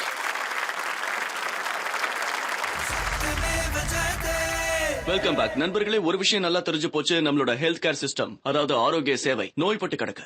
ஆனா இந்த நோயோட வேர் எங்க இருக்கு, இதுக்கு என்ன வைத்தியம் இருக்கு? இப்ப நம்ம ப்ரோக்ராம்க்கு டாக்டர் குலாட்டி வந்திருக்காரு. இந்த பலவீன நோயை பத்தி அவருக்கு நல்லா தெரிஞ்சிருக்கு. அத நினைச்சு பல காலமாவே அவரு வருத்தமா இருக்காரு. டாக்டர் சார், இந்த பலவீனமான நோய்க்கு மருந்து என்னதான் பாருங்க, நான் ஒரு பேசிக் விஷயத்த சொல்றேன். நாம இந்த ஆரோக்கிய சேவைங்கிற விஷயத்த நம்மளோட பிரையாரிட்டி லிஸ்ட்ல நாம அத எங்க வச்சிருக்கோம்னு பார்க்கணும். என்ன பொறுத்த வரைக்கும் அது முதல் இடத்துல இருக்கணும். ஆரோக்கிய சேவை முதல் இடத்துல இருக்கணும்னு சொல்றீங்க? ஆமா. ஆனா இது இவங்க அத என்ன பண்ணிருக்காங்க, கீழே கொண்டு போயிட்டாங்க. இப்ப நீங்க என்ன சொல்லுவீங்க? நம்ம நாட்டு அரசியல்வாதிகள் ஆகட்டும், இல்ல ஸ்டாக் புரோக்கர்ஸ் ஆகட்டும், இவங்களுக்கு அது என்ன குறைச்சலா இருக்கா என்ன? யோசிக்க தெரியலையோ என்னவோ. யோசிக்க தெரியலங்கறத நான் ஒத்துக்க மாட்டேன். அவங்க எல்லாம் தந்திரக்காரங்க, எல்லாம் தெரிஞ்சவங்க. அப்ப எதுக்காக இப்படி எல்லாம் செய்யறாங்க? ஏன் செய்யறாங்கன்னு கேட்டீங்கன்னா, 1991ல இருந்து நம்ம பாலிசி எப்படி இருக்குன்னா, அது என்னது? கவர்மெண்ட் செக்டரை சின்னதாக்கிடு, பிரைவேட் செக்டரை பெருசாக்கிடு. இதான் பிரையாரிட்டி. இப்ப மெடிக்கல் காலேஜ் எடுத்துக்கங்க. கவர்மெண்டே பார்த்து நிறைய மெடிக்கல் காலேஜ்களை திறந்திருக்கணும். அப்படி செய்யறத விட்டுட்டு இவங்க என்னன்னா, நம்ம தல்வார் சாருக்கு நல்லாவே தெரியும், அப்படி செய்யறத விட்டுட்டு இவங்க என்னன்னா ஒரு 150 160 இருங்க, நானே உங்களுக்கு சொல்றேன். Opening of medical colleges. நான் மெடிக்கல் காலேஜஸ் பத்தி மட்டும் சொல்றேன். ப்ரீ இண்டிபெண்டன்ஸ்ல மெடிக்கல் காலேஜஸ் கவர்மெண்டோடது 20 இருந்தது, பிரைவேட்டோடது ஒண்ணு தான். ஆமா. இப்போ 2001க்கு அப்புறம் கவர்மெண்டோடது 31 இருக்கு, 31. பிரைவேட் பாத்தீங்கன்னா 106 இருக்கு. இதுதான் விஷயம். இப்ப இதே நிலைமை நீடிச்சதுன்னா, இப்ப பாருங்க, இப்பவே ஒரு சீட்டுக்கு 50-60 லட்சம் கேக்குறாங்க. நீங்க இவ்வளவு பணம் செலவழிச்சீங்கன்னா, நீங்க தர்மம் செய்யறதுக்காக இந்த ப்ரொஃபஷன் தேர்ந்தெடுக்கிறீங்க. உங்க பணம் உங்களுக்கு திரும்பி வரணும் இல்ல? கஷ்டப்பட்டு நம்ம மெடிக்கல் காலேஜுக்கு போகணும், பகலா படிக்கணும், கிளினிக்கு போகணும், ஹாஸ்பிட்டலுக்கு போகணும், அது இதுன்னு செய்யணும். அதை விட பேங்க்ல 50 லட்சம் போட்டு வச்சோம்னா மாசம் 50,000 ரூபாய் நமக்கு வட்டியா கிடைக்குமே. ஆனா கவர்மெண்ட் 22,000 ரூபாய் கூட சம்பளமா கொடுக்க மாட்டேங்கிறாங்களே. இந்த வியாபாரமே வேண்டாம். இந்த ப்ரொஃபஷனை தான் ஆங்கிலத்துல அன்வயபிள் ப்ரொஃபஷன் சொல்றாங்க. ஆனா டாக்டர் குலாட்டி, இந்த இடத்துல ஒரு விஷயத்த சொல்ல ஆசைப்படுறேன். அது மெடிக்கலுக்கு போற அத்தனை ஸ்டூடெண்ட்ஸுமே ரொம்ப புத்திசாலியா இருக்காங்க. இவங்க எல்லாரும் இவ்ளோ அறிவாளியா இருக்காங்க. இவங்க என்ன வேணா பண்ணலாம், என்ன வேணாலும் சாதிக்கலாம். இவங்க எண்ணங்கள் நேர்மையா இருக்கணும். ஏன்னா பணம் சம்பாதிக்கணும்னா நீங்க வேற பிசினஸ் பார்க்கலாமே. பணம் சம்பாதிக்க எவ்வளவோ வழிகள் இருக்கு. அப்படி போனீங்கன்னா கண்டிப்பா நீங்க ஜெயிப்பீங்க. அதாவது ஒரு குழந்தை மெடிசன்ல சேரணும்னு ஆசைப்பட்டா அவனோட முதல் நோக்கம் தெளிவா இருக்கணும். அவன் மக்களுக்கு சேவை செய்யணும். அதுக்கு முக்கியமான தேவை, அதான் நீங்களே சொன்னீங்களே, கவர்மெண்ட் மெடிக்கல் காலேஜஸ் அதிகமா நாட்டுல திறக்கணும். அந்த மாதிரி வந்ததுன்னா பிரைவேட் ஹாஸ்பிட்டல் நமக்கு தேவையே படாதே. நான் எதுக்கு பிரைவேட்டுக்கு போறேன்னா, அங்க ட்ரீட்மெண்ட் எல்லாமே நல்லா இருக்கும்னு நினைக்கிறேன். இதே ட்ரீட்மெண்ட் பப்ளிக் ஹாஸ்பிட்டல்ல நடக்கிறதா? அங்க ஒண்ணுமே நடக்கிறதே இல்லையே. சரி, இப்ப எனக்கு ஏற்பட்ட ஒரு அனுபவத்தை சொல்றேன். எங்க வீட்டுல ஒரு தோட்டக்கார வேலை செஞ்சிட்டு இருந்தான். அவனுக்கு பைல்ஸ் ப்ராப்ளம் வரவே பக்கத்துல இருக்கிற கவர்மெண்ட் ஆஸ்பத்திரி போய் காட்டிட்டு வான்னு சொன்னேன். அவனும் போனான். அவன் காலையில 8 மணிக்கே போயிட்டான். 3 மணிக்கு திரும்பி வந்தான். என்ன ஆச்சுன்னு கேட்டேன். ஐயா, 200 பேர் கியூல நின்றுட்டு இருந்தாங்க. நான் சரியா கவுண்டர் கிட்ட போய் நிக்கும் போது கவுண்டரை மூடிட்டாங்க. அவ்வளவுதான். அதனாலதான் கவர்மெண்ட் ஹாஸ்பிட்டல்ல ஒரு ட்ரீட்மெண்ட்டும் கிடைக்கிறதே இல்லன்னு சொல்றேன். கவர்மெண்ட் ஹாஸ்பிட்டல்ஸ் அதிகமா வந்ததுன்னா அங்க நல்லா கவனிப்பாங்க, நல்ல ட்ரீட்மெண்ட் கொடுப்பாங்க. அப்ப நாம அங்கதானே போவோம், வேற எங்கேயும் போக மாட்டோம்ல. ஆமா. சரி, இந்த பார்மா கம்பெனிஸ் எல்லாருமே டாக்டர்ஸுக்கு நிறைய இன்சென்டிவ்ஸ் கொடுக்கறாங்க. அவங்க மருந்து தான் பிரிஸ்கிரைப் பண்ணணும்னு சொல்றாங்க. இத பத்தி கொஞ்சம் சொல்லுங்க. நான் விளக்கமாவே சொல்றேன். இப்போ இந்த கிளாஸ வாங்குறீங்க, ஒரு கார் வாங்குறீங்க, இல்ல ஷூஸ் வாங்குறீங்க. இந்த முடிவை யார் எடுக்கிறாங்க? யார் வாங்குறாங்களோ அவங்க தான் அந்த முடிவு எடுக்கிறாங்க. ஆனா மெடிசின்ல என்ன ஆகுதுன்னா, பேஷண்டா டிசைட் பண்றான், டாக்டர் தான் டிசைட் பண்றாரு. கம்பெனியோட கஸ்டமர்களா டாக்டர்கள் இருக்காங்க. சரியா? இப்போ ஒரு கம்பெனிக்காரங்க வந்து அமாக்சிசிலினோ இல்ல வேற ஏதோ ஒரு மருந்தோ வாங்க சொல்றாங்க. நான் வேற ஏதாவது மருந்தை பிரிஸ்கிரைப் பண்ணினேன்னா அவன் எங்க மருந்தை எழுதுங்கன்னு சொல்லுவான். நான் ஏன் உங்க மருந்தை எழுதணும் டாக்டர் கேட்பாரு. உங்க கம்பெனி தான் ஏன் எழுதணும்? என்ன குடுப்பீங்கன்னு கேட்பாரு. நீங்க என்ன குடுப்பீங்க? இப்ப பாத்தீங்கன்னா 30% ஓடிட்டு இருக்கு ரேட். இதுவும் நான் உங்களுக்கு சொல்றேன். ஆச்சரியமா இருக்கு. நீங்க பிளட் டெஸ்ட் எடுத்தா 30% கமிஷன், ஆபரேஷன் பண்ணனாலும் கமிஷன், இப்போ மருந்துலயும் கமிஷன். அதனாலதான் இந்த ட்ரீட்மெண்ட்ஸ் எல்லாம் காஸ்ட்லியா போயிடுது. சாதாரண மக்களால ஈடு கொடுக்க முடியல. ஓகே டாக்டர் குலாட்டி, இந்த பார்மா கம்பெனிஸ் ஒரு டாக்டர் மேல எவ்வளவு செலவு பண்றாங்க? 1,31,000 ரூபாய் ஒரு டாக்டருக்காக செலவு பண்றாங்க. இப்ப அது அதிகமா அப்ப இது டோட்டல் எவ்வளவு ஆகுது சொல்லுங்க? சுமார் 12,500 கோடி. 12,500 கோடி ரூபாய் வெறும் மார்க்கெட்டிங் மட்டும். இதுக்கே இவ்வளவு இப்ப போகுது. காலையில இவர் சொன்னாரே பேத்தாலஜி லேப், அதேதான் இங்கேயும் நடக்குது. 3க்கு பதிலா 4 மருந்து எழுதிடுறது. ஓ, அந்த 4வது டானிக் பினிக் ஏதாவது ஒண்ணு எழுதினா அது தேவையே கிடையாது. வர பணம் வரட்டுமே என்ன, அதனால எனக்கு எழுதிடுறது. பயமா இருக்கு. இதெல்லாம் கேட்கும் போது இப்பவே இதய துடிப்பு அதிகமா அடிக்குது. என்ன சொல்றீங்க? இந்த ப்ரோக்ராம் முடியறதுக்குள்ள பாத்தீங்கன்னா நானே டாக்டர் நல்லாவே கிட்ட சொன்னீங்க. செக்அப்க்கு போக வேண்டியிருக்கும் போல இருக்கு. சொன்னா போற உடனே ஆம்புலன்ஸ் ரெடி ஆயிடும், ஐசியூல அட்மிட்டே இல்ல, பண்ணிடுவாங்க. நான் கேக்குறது கேட்கவே அதிர்ச்சியா இருக்கு. இப்படி ஒரு பக்கம் இருக்கு. இப்போ நம்மளோட சட்டத்தை பாத்தீங்கன்னா லஞ்சம் கொடுக்கறதும் சரி வாங்கறதும் சரி சட்டப்படி குற்றம். ரெண்டும் குற்றம் தான். ஆனா நம்ம மெடிக்கல் ப்ரொஃபஷனை பாத்தீங்கன்னா அதோட அர்த்தமே வேற. இங்க என்ன அர்த்தம்னா வாங்கறது தப்பு, ஆனா கொடுக்கறது தப்பு இல்ல. அதாவது டாக்டர் வாங்கினா அது குற்றம். ஆனா இந்த மருந்து கம்பெனிங்க கொடுக்கறத தப்புன்னு சொல்ல எந்த ஒரு சட்டமும் இல்ல. அதுக்கு சட்டமே இல்ல இதான் விஷயம். இப்ப சுருக்கமா நீங்க 1-2 வார்த்தையில இத தெளிவா சொல்லுங்க. சுருக்கமா சொல்லணும்னா நம்ம நாட்டுல ஆரோக்கியத்துக்கு முதலிடம் கொடுக்கப்படல. அது ஏன் கொடுக்கப்படலன்னா இது பணக்காரங்களை பாதிக்கல, இது ஏழைங்களை தான் பாதிக்குது. இப்ப நம்மளோட இந்த மொத்த அமைப்பையுமே மாற்ற வேண்டிய ஒரு கட்டாயம்.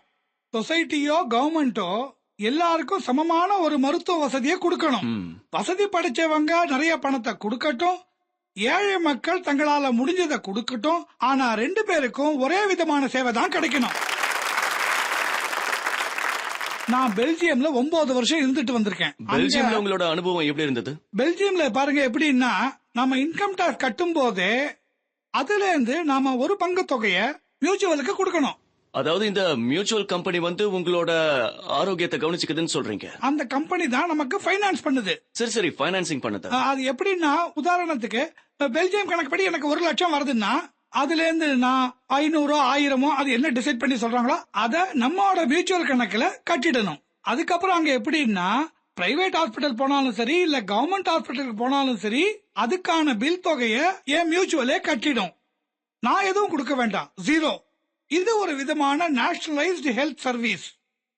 இப்போ அங்க இதெல்லாம் ஏன் சாத்தியமாகுதுன்னா, அங்க இருக்கிற அரசியல்வாதிகளும் சரி கவர்மெண்ட்டும் சரி எல்லாருமே மனுஷங்களோட ஆரோக்கியத்துக்கு முதல் இடத்தை கொடுத்திருக்காங்க. அவங்கள பொறுத்த வரைக்கும் ஏழையா இருக்கிறவனும் ஒரு மனுஷன் தான். இது ஒரு பாராட்டப்பட வேண்டிய விஷயம். இப்ப அப்படியே நம்ம நாட்டுக்கு வாங்க. இன்றைய பொசிஷன் படி கிராஸ் டொமஸ்டிக் ப்ராடக்ட்னு சொல்றோமே, அதாவது ஜிடிபி, அதாவது நாட்டுல இருக்கிற மொத்த பணம், அதுல இருந்து 1.4% தான் ஹெல்த்துக்குன்னு செலவு பண்றாங்க. அவ்வளவுதானா? என்ன பொறுத்த வரைக்கும் எங்களோட கணக்குப்படி நீங்க 6% வரைக்கும் செலவு பண்ணாத வரைக்கும் நம்ம பாரத நாட்டுல இருக்கிற மக்களுக்கு ஒரு ரீசனபிளான, எக்ஸலண்ட் நான் சொல்ல மாட்டேன், சர்வீஸ் ஆனது கிடைக்கவே கிடைக்காது. என்ன சொல்றீங்க? கிடைக்கவே கிடைக்காதுங்கிறேன். எவ்வளவோ நாடுகள் உலகத்துல இருக்கு, அதெல்லாம் ஒரு நாடாவே நாம மதிக்கிறது இல்ல, அலட்சியப்படுத்துறோம். ஆனா அவங்க 6, 7, 8% செலவு பண்றாங்க. ஆனா நாம என்ன பண்றோம்? நம்ம கணக்கு என்ன? பாகிஸ்தான் எவ்வளவு செலவு பண்றாங்க?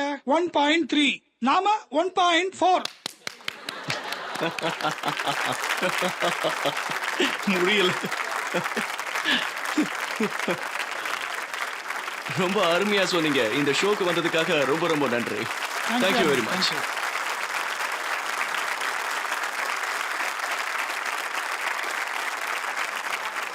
நண்பர்களே, ஹெல்த் கேர் அதாவது ஆரோக்கிய சேவைக்கு 2 சவால்கள் இருக்கு. முதலாவது, எப்படி எல்லா பேஷண்ட்ஸ்க்கும் எல்லா மக்களுக்கும் ஒரே மாதிரியான ட்ரீட்மெண்ட்டை எப்படி கொடுக்கறது. 2வது, இந்த சேவைகளை எப்படி மக்கள் கிட்ட கொண்டு போய் சேர்க்கறது, அது அவங்களுக்கு சேரணும். இது கஷ்டமான காரியம்தான். ஆனா இந்த கஷ்டங்களை நம்மளால தகர்த்து எரிய முடியாதா? வாங்க பார்க்கலாம். பெங்களூர்ல ஒரு சின்ன கிராமத்துல சிவலிங்கையா வசிக்கிறாரு. அவர் ஒரு விவசாயி. திடீர்னு அவரோட மகள் வரலட்சுமிக்கு உடம்பு சரியில்லாம போயிடுச்சு. சிவலிங்கையா அவளை டாக்டர் கிட்ட கூட்டு போன போது அவரோட மகளோட ஹார்ட்ல ஓட்டை இருக்கிறது தெரிய வந்தது. ஒரு பெரிய ஆபரேஷன் பண்ணாதான் அவளை காப்பாத்த முடியும்னு ஆயிடுச்சு. ஒரு வருஷத்துல கஷ்டப்பட்டு 25,000 ரூபாய் மட்டுமே சம்பாதிக்கிற சிவலிங்கையாவுக்கு ஆபரேஷனுக்கு பணம் சேர்க்கிறது கஷ்டமா தான் இருந்தது. தன்னோட மகளை இழந்துடுவோமோன்னு அவரு பாவம் பயப்பட ஆரம்பிச்சாரு. ஆனா இன்னைக்கு வரலட்சுமிக்கு ஆபரேஷன் முடிஞ்சாச்சு. மத்த குழந்தைகளை போலவே அவளும் சந்தோஷமா இந்த உலகத்துல வாழ்ந்துட்டு இருக்கா. இது எல்லாத்துக்குமே காரணம் நாராயண் ஹிருதாலயம் என்கிற ஹாஸ்பிட்டல் தான்.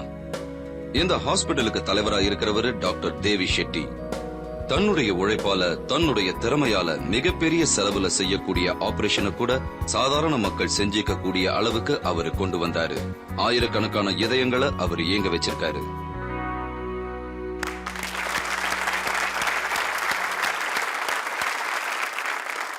டாக்டர் தேவி ஷெட்டி எங்க ஷோக்கு வந்ததுக்காக ரொம்ப ரொம்ப நன்றி. இத உங்களால எப்படி சாதிக்க முடிஞ்சது அத கொஞ்சம் சொல்லுங்களேன். எங்க கிட்ட நிறைய ஸ்கீம்ஸ் இருக்கு. இந்த பேஷண்ட் அந்த ஸ்கீம்ல மெம்பரா இருக்கிறதுனால மாசம் மாசம் அவரு 10 ரூபாய் கட்டுறாரு. இந்த ஸ்கீம்ல 40 லட்சம் விவசாயிங்க இருக்காங்க. இவங்க எல்லாம் மாசம் 10 ரூபாய் கட்டுறாங்க.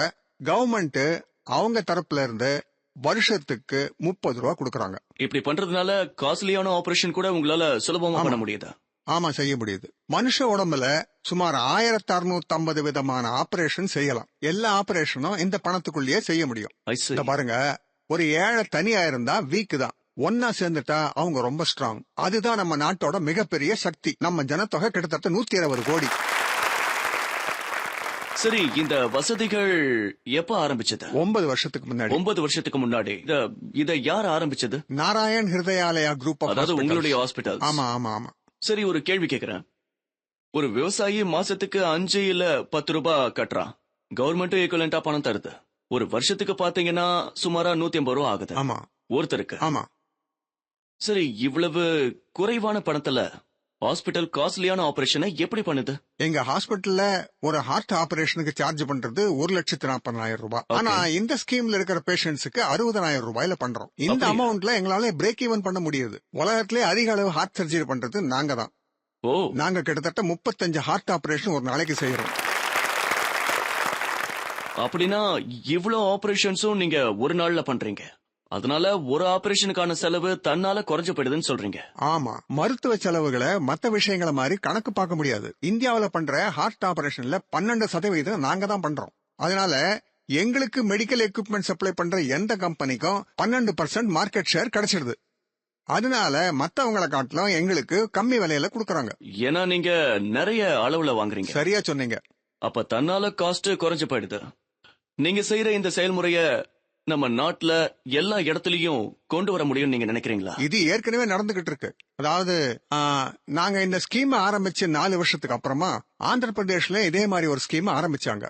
இதுல அவங்க 70% ஸ்டேட் பாப்புலேஷனை கவர் பண்றாங்க. 70%? இதே மாடல்ல தமிழ்நாடு கவர்மெண்ட்டும் ஒரு இன்சூரன்ஸ் ஸ்கீம் ஆரம்பிச்சு அது மூலமா ஸ்டேட்டோட 60% பாப்புலேஷனை கவர் பண்ணிருக்காங்க. இது ஒரு சதர்ன் பினாமினா. இன்னும் சில வருஷங்கள்ல நம்ம நாடு முழுவதும் குறைஞ்ச செலவுல மருத்துவ வசதி கிடைக்கிற இன்சூரன்ஸ் ஸ்கீம் ஆரம்பிச்சிருவாங்க. நம்ம நாட்டுல 7.5 கோடி மக்கள் மொபைல் போன்ல பேசுறதுக்கு ஒரு மாசத்துக்கு 150 ரூபாய் செலவழிக்கிறாங்க. இந்த விஷயத்த நாங்க கவர்மெண்ட்டுக்கு எடுத்து சொல்லி புரிய வைக்க போறோம். இதுல இருந்து ஒரு 10 ரூபாயை கலெக்ட் பண்ணினா கூட ஒரு ஸ்ட்ராங்கான இன்சூரன்ஸ் ஸ்கீம் ஆரம்பிச்சிடலாம். நண்பர்களே, டாக்டர் ஷெட்டி இப்போ ஒரு அருமையான ஸ்கீமை பத்தி நம்ம கிட்ட சொல்லிக்கிட்டு இருக்காரு. இதுல பல ஹாஸ்பிட்டல்கள் சேர்ந்து இருக்கு. நீங்க இதுல மெம்பரா இருந்தீங்கன்னா நீங்க எந்த ஹாஸ்பிட்டல்லயும் உங்க ட்ரீட்மெண்ட்டை எடுத்துக்க முடியும். டாக்டர் ஷெட்டி, நீங்க தப்பா எடுத்துக்கலனா உங்ககிட்ட நான் ஒரு கேள்வி கேட்க விரும்புறேன். அது என்னன்னா, நீங்க நல்லா சம்பாதிக்கிறீங்களா? நல்ல வருமானம் வருதா? நிறைய வருது. எங்க ஹாஸ்பிட்டல்ல எல்லாருக்குமே வருது. இப்படி செய்யறதுனால நாங்க ஒன்னும் ஏழையா இல்ல. அமீர், நான் யங்கர் ஜெனரேஷனுக்கு ஒரு மெசேஜ் சொல்ல விரும்புறேன். தவறான செயல்ல ஈடுபடுறவங்க நாம என்னைக்காவது மாட்டிக்க போறோமேன்ற பயத்தோட தான் வாழ்ந்துகிட்டு இருக்காங்க. இதனால அவங்களால நல்லா தூங்க கூட முடியாது. இதை நல்லா புரிஞ்சுக்குங்க. இதுதான் நான் உங்களுக்கு சொல்ல விருப்பப்பட்ட மெசேஜ். அவங்க மனசாட்சி அவங்கள தூங்க விடாது. அவங்க மனசாட்சி அவங்கள குத்தம். ஒரு நாள் இல்ல ஒரு நாள் அவங்களுக்கு தண்டனை கிடைக்கும். உங்க மனசுக்கு எது நல்லதுன்னு தோணுதோ அதை செய்யுங்க. வெற்றி உங்களுக்கு நிச்சயம்.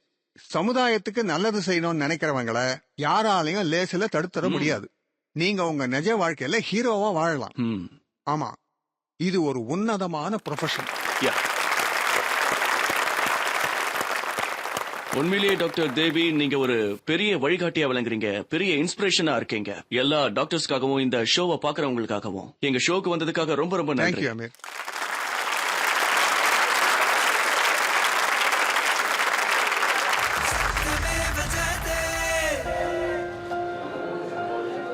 நோய் வந்து அதை குணப்படுத்த எடுத்துக்கிற செலவுகள்ல பெரிய செலவு மருந்துக்கு போயிடுது. எங்க டீமை சேர்ந்தவங்க டாக்டர் கிட்ட இருந்து ஒரு பிரிஸ்கிரிப்ஷனை வாங்கிக்கிட்டு மருந்து கடைக்கு மருந்து வாங்க போனாங்க. டாக்டர் சொன்ன மருந்து கடைக்கு தான் அவங்க மருந்துகளை வாங்க போனாங்க. எவ்வளவு ஆச்சு?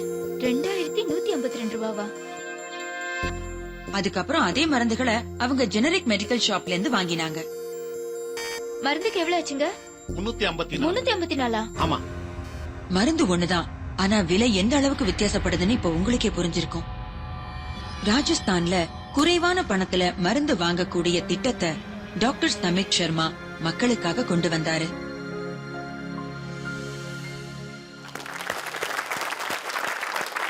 எனக்கு ரொம்ப ஆச்சரியமா இருக்கு டாக்டர் சமித். எங்க கரஸ்பாண்டன்ட் ஒரு கடையில மருந்து வாங்க போகும்போது ஒரு கடையில அவங்க அந்த மருந்த 2000 ரூபாய்க்கு வாங்கியிருக்காங்க, அதாவது 2000 ருபீஸ் கொடுத்த. சரி, ஜெனரிக் மெடிசன் ஷாப்ல அவங்க மருந்து வாங்கினப்ப அதே மருந்துகளுக்கு 300 ரூபாய் தான் வாங்கியிருக்காங்க. அது எப்படி? இப்ப இந்த நேரத்துல ஒவ்வொரு நிமிஷமும் ஒவ்வொரு செகண்டும் ஒரு டிராஜடி நாலா பக்கமும் நடந்துகிட்டு இருக்கு. எர்த்குவேக், சுனாமிய பத்தி பேசுறோம். அதுல பல பேருடைய உயிர் ஒரு செகண்ட்ல போயிடுது. அதை விட அதிக உயிர்கள் இந்த டிராஜடியால போயிடுது. அது என்ன டிராஜடி? அந்த டிராஜடி அதாவது இந்த மருந்துகளோட விலை ரொம்ப குறைவுதான். ஆனா நம்ம மார்க்கெட்ல இருந்து அதை வாங்கும் பொழுது அது நமக்கு 5%, 10%, 20%, சில சமயம் நம்ம 50%க்கு மேலயும் விலை கொடுத்து வாங்குறோம். இப்ப நம்ம இந்தியாவிலேயே பாத்தீங்கன்னா 40 கோடிக்கும் மேல இருக்கிற மக்கள் 2 வேளை சாப்பாடு கூட இல்லாம தவிக்கிறாங்க. அவங்க எங்க இந்த மருந்தை வாங்க போறாங்க? இதனால நிறைய பேருக்கு மருந்து கிடைக்கலங்கறீங்க. WHO சொல்லுது சுதந்திரம் கிடைச்சு 65 வருஷத்துக்கு அப்புறமும் இன்னைக்கும் இந்தியாவில 65% மக்கள் இந்த சாதாரண மருந்து வாங்க முடியாம தவிச்சுக்கிட்டு இருக்காங்க. முக்கியமான மருந்துகளுக்கு அதோட விலையால அவங்களால அதை வாங்க முடியல. சரி, இப்ப நீங்க இந்த ஜெனரிக் மெடிக்கல் ஷாப்னு சொன்னீங்கல்ல, அத தமிழ்ல எப்படி சொல்றதுன்னு சொல்லுங்க, கொஞ்சம் விளக்கி சொல்லுங்களேன். நான் உங்களுக்கு தெளிவா விளக்கி சொல்றேன். ஜெனரிக்னா இந்த மருந்துக்குள்ள ஒரு சால்ட் இருக்கு, அது அந்த மருந்துக்குள்ள இருக்கு, அது பேர் ஜெனரிக், அது கெமிக்கல் நேம். சரி, நான் இப்ப உங்களுக்கு இன்னும் புரியும்படியா விளக்குறேனே. இப்ப இந்த பொண்ணை பாருங்களேன், ரொம்ப ஒல்லியா இருக்கா. இப்ப நான் டாக்டரா இருந்தேன்னா அவகிட்ட சொல்லுவேன், ஒரு கிளாஸ் பாலை காலையிலயும் ராத்திரியும் குடிங்கன்ட்டு. ஆனா துரதிருஷ்டவசமா இந்த மருத்துவ உலகத்துல நம்மளால இப்படி சொல்ல முடியாம போயிடுச்சு. எருமப்பால குடின்னு நாம அவகிட்ட சொல்ல மாட்டோம். ராமண்ண வீட்டு எருமப்பால குடிங்க நாம அவகிட்ட சொல்றோம். இதுதான் பிராண்டிங். இப்ப அவன் அந்த கடைக்கு போறா, அவன் சொல்லுவான் 500 ரூபாய் லிட்டர்னு, வேணும்னா வாங்குன்னுவான். 30 ரூபாய்க்கு கிடைக்கிற பொருளுக்கு 50 ரூபாய் கொடுக்க வேண்டியது. அதேதான். அதாவது டயபெட்டிஸ்க்கு நான் ஒரு மாத்திரை வாங்குறேன்னா, அதாவது பிராண்டட் மருந்து வாங்கினா அதுக்கு என்ன விலையாகும்? 117 ரூபாய்க்கும் கிடைக்குது. 117 ரூபாய்க்கு கிடைக்குதுங்க. சரி, அதே மெடிசனை நான் ஜெனரிக் மெடிசன் ஷாப்ல வாங்கினா அங்க எவ்வளவுக்கு கிடைக்கும்? வெறும் 1 ரூபாய் 95 காசுக்கு 10 மாத்திரை கிடைக்கும்.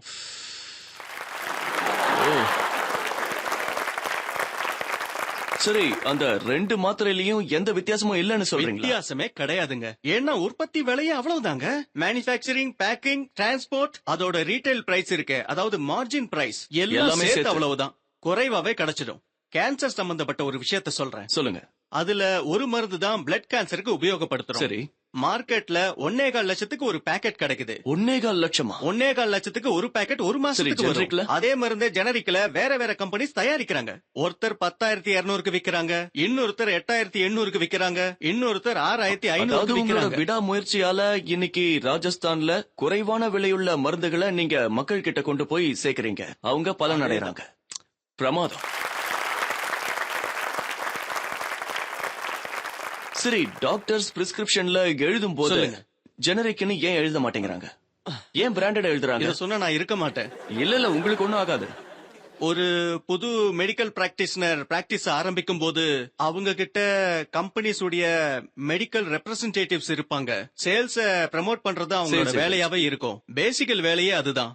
எங்க மருந்து இருக்கு, அதை எழுதுங்க, அது ரொம்ப நல்ல மருந்துன்னு சொல்லுவாங்க. டாக்டர்ஸ் அதை தான் எழுதணும்னு அவங்க பிரஷரைஸ் பண்ணுவாங்க, டெம்ப் பண்ணுவாங்க. இதோட காரணமா தான் குறைவான விலையில கிடைக்கிற மருந்து பல பர்சன்டேஜ் அதிகமா விற்கப்படுது. மக்களும் அதை வாங்குறாங்க. வேற என்ன செய்வாங்க? நாங்க டெண்டர் போடும்போது நிறைய கம்பெனிக்காரங்க வருவாங்க. இந்தியாவுல பாத்தீங்களா நல்ல பெரிய பெரிய ரெப்யூட்டட் கம்பெனிகள்லாம் இருக்கு. அவங்க பேரை நம்ம விரல்ல எண்ணிடலாம். அவங்க எல்லாருமே 70 ரூபாய் மருந்த 2 ரூபாய்க்கு கொடுக்கறாங்க. 2 ரூபாய்க்கு தராங்க, 5 ரூபாய்க்கு தராங்க, 30 ரூபாய் மருந்த 2 ரூபாய்க்கு தராங்க. இவ்வளவு வித்தியாசமா இத கம்பெனியால கொடுக்க முடியுது. அவங்க கொடுக்கறாங்க, கம்மியான விலையில கொடுக்கறாங்க, நாங்களும் வாங்குறோம். சரி, இன்னொரு விஷயம் கேளுங்க. நம்ம இந்தியாவில இருந்து கிட்டத்தட்ட வருஷத்துக்கு 45,000 கோடி ஜெனரிக் மருந்துகளை நாம வெளிநாட்டுக்கு அனுப்பிக்கிட்டு இருக்கோம். நாம வெளிநாட்டுக்கு அனுப்புறோம். அதேதான் ஜெனரிக், அதாவது இந்த மலிவான மருந்துகளை நம்ம எல்லா நாட்டுக்கும் அனுப்புறோம். ஆனா நமக்கு கிடைக்கிறது நம்ம நாட்டுல காஸ்ட்லியா இருக்கு. இது எல்லாத்தையும் பார்க்கும் பொழுது நமக்கு இன்னும் சுதந்திரம் கிடைக்கல, நம்ம அடிமையா தான் இருக்கோம்னு சொல்லுவேன். நீங்க இதை ஆரம்பிச்ச போது ராஜஸ்தான்ல இதை எதிர்த்து யாராவது வந்தாங்களா? இந்த முயற்சியை நீங்க பாத்தீங்கன்னா எப்படி சொல்றது, நீங்க எதிர்நீச்சல் போடுற மாதிரின்னு தான் சொல்லுவேன். நிறைய பேர் மிரட்டுறாங்க, மாஃபியாஸ் இருக்காங்க, ட்ரக் மாஃபியாஸ் நிறைய பேர் ஈடுபட்டு இருக்காங்க. இதுல முக்கியமான விஷயம் என்னன்னா 100 வருஷமா நடந்துகிட்டு இருக்கிற பழக்க வழக்கத்தை நம்ம மாத்த பாக்குறோம். ஆனா நாங்க எப்பவுமே டாக்டர்ஸ குறை சொல்லவே மாட்டோம். எல்லா டாக்டரும் தப்பு செய்யறது கிடையாது. 50-60% டாக்டர்ஸே விரும்புவாங்க, ஏழைகளுக்கு மருந்து கிடைக்கணும்னு ஆசைப்படுவாங்க. இன்னைக்கு பாத்தீங்கன்னா நிறைய டாக்டர்ஸ் தங்களோட வீட்ல இருந்து சாம்பிள்ஸ கொண்டு வராங்க, பேக்கெட்ல இருந்து காசு எடுத்து நோயாளிகளை குணப்படுத்துறாங்க. அந்த மாதிரி டாக்டர்ஸ் இருக்காங்க. அதனால உங்களுக்கு ஒரு சின்ன உதாரணம் சொல்றேன். எங்க வீட்டுல வேலை செய்யற லேடிக்கு ஒரு சின்ன பையன் இருந்தான். நாங்க ஹாலிடேஸ் கொண்டாடுறதுக்காக வெளியில போயிருந்தோம். ஒரு 10-12 நாள் கழிச்சு வந்த பொழுது வேலைக்காரி தனியா வீட்டுக்கு வரா. அவ எப்பவும் அந்த குழந்தையோட தான் எங்க வீட்டுக்கு வருவா. அவ குழந்தை எங்க குழந்தைங்களோட விளையாடிக்கிட்டு இருக்கோம். அவ பாவம் தனியா வந்தா, ராஜு கூட வரல. அவன் எங்கன்னு நாங்க கேட்டோம். நீங்க போனதும் அவனுக்கு வாந்தி பேதி ஆயிடுச்சுன்னு சொன்னா. அந்த வாந்தி பேதிக்கு அவ மருந்து வாங்க போனப்போ அந்த மருந்துக்கார மருந்துக்கு 400 ரூபாய் கேட்டிருக்கான். அந்த மருந்துக்கு 400 ரூபாய் கொடுக்க முடியாது, என்கிட்ட அவ்வளவு காசு இல்லன்னு சொல்லிருக்கா. ராத்திரி முழுக்க வாந்தி பேதிலேயே இருந்து அவன் காலையில இறந்துட்டான். இப்ப நான் சொல்றேன், அந்த டாக்டர் எழுதி கொடுத்த மருந்த பாத்தீங்கன்னா 1 ரூபாய் 2 ரூபாய் தான் இருக்கும். பாவம், அந்த குழந்தை செத்து போயிருக்காது. 65 வருஷத்துக்கு அப்புறமும் வாந்தி பேதியால ஒரு குழந்தை சாகுதுன்னா இதை விட கேவலமான அவமானம் நம்ம நாட்டுக்கு இருக்கவே இருக்காது. இத எல்லாத்தையும் நம்மளால கண்டிப்பா மாத்திட முடியும். நாம எல்லாம் ஒன்னா சேர்ந்து முயற்சி பண்ணோம்னா இதெல்லாம் முடிச்சிட முடியும். இது ரொம்ப சுலபங்க. நாம ஒன்னும் புது ஃபேக்டரி ஓபன் பண்ண வேண்டாம். தப்பா நடக்கிற காரியத்தை நிறுத்தி ஆகணும், அவ்வளவுதான். நண்பர்களே, டாக்டர் சமித்தோட பேச்சில இருந்து நமக்கு ஒரு விஷயம் நல்லா தெரியுது. மருந்தினுடைய காஸ்ட் இருக்கே, அதாவது அதோட மேனுஃபேக்சரிங் காஸ்ட் இருக்கே, அது ரொம்ப குறைவுதான். நமக்கு குறைவான விலையில இந்த மருந்தெல்லாம் கிடைக்க வாய்ப்பு இருக்கு. அதுக்கு நம்மளோட அரசாங்கம் ஜெனரிக் மெடிசன் ஷாப்பை ஓபன் பண்ணணும். உதாரணத்துக்கு நாம ராஜஸ்தான் அரசாங்கத்தையே பார்க்கலாம். அவங்களுக்காக நான் சல்யூட் பண்றேன்.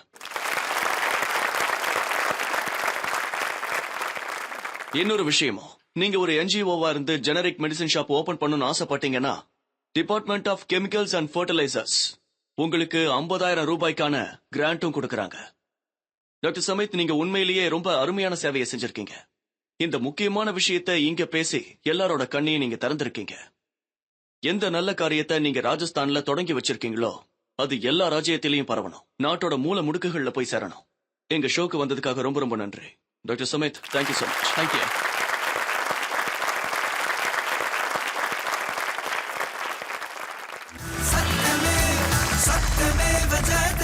Welcome back. நண்பர்களே, இந்த வாரத்துக்கான கேள்வியை பார்க்கலாமா?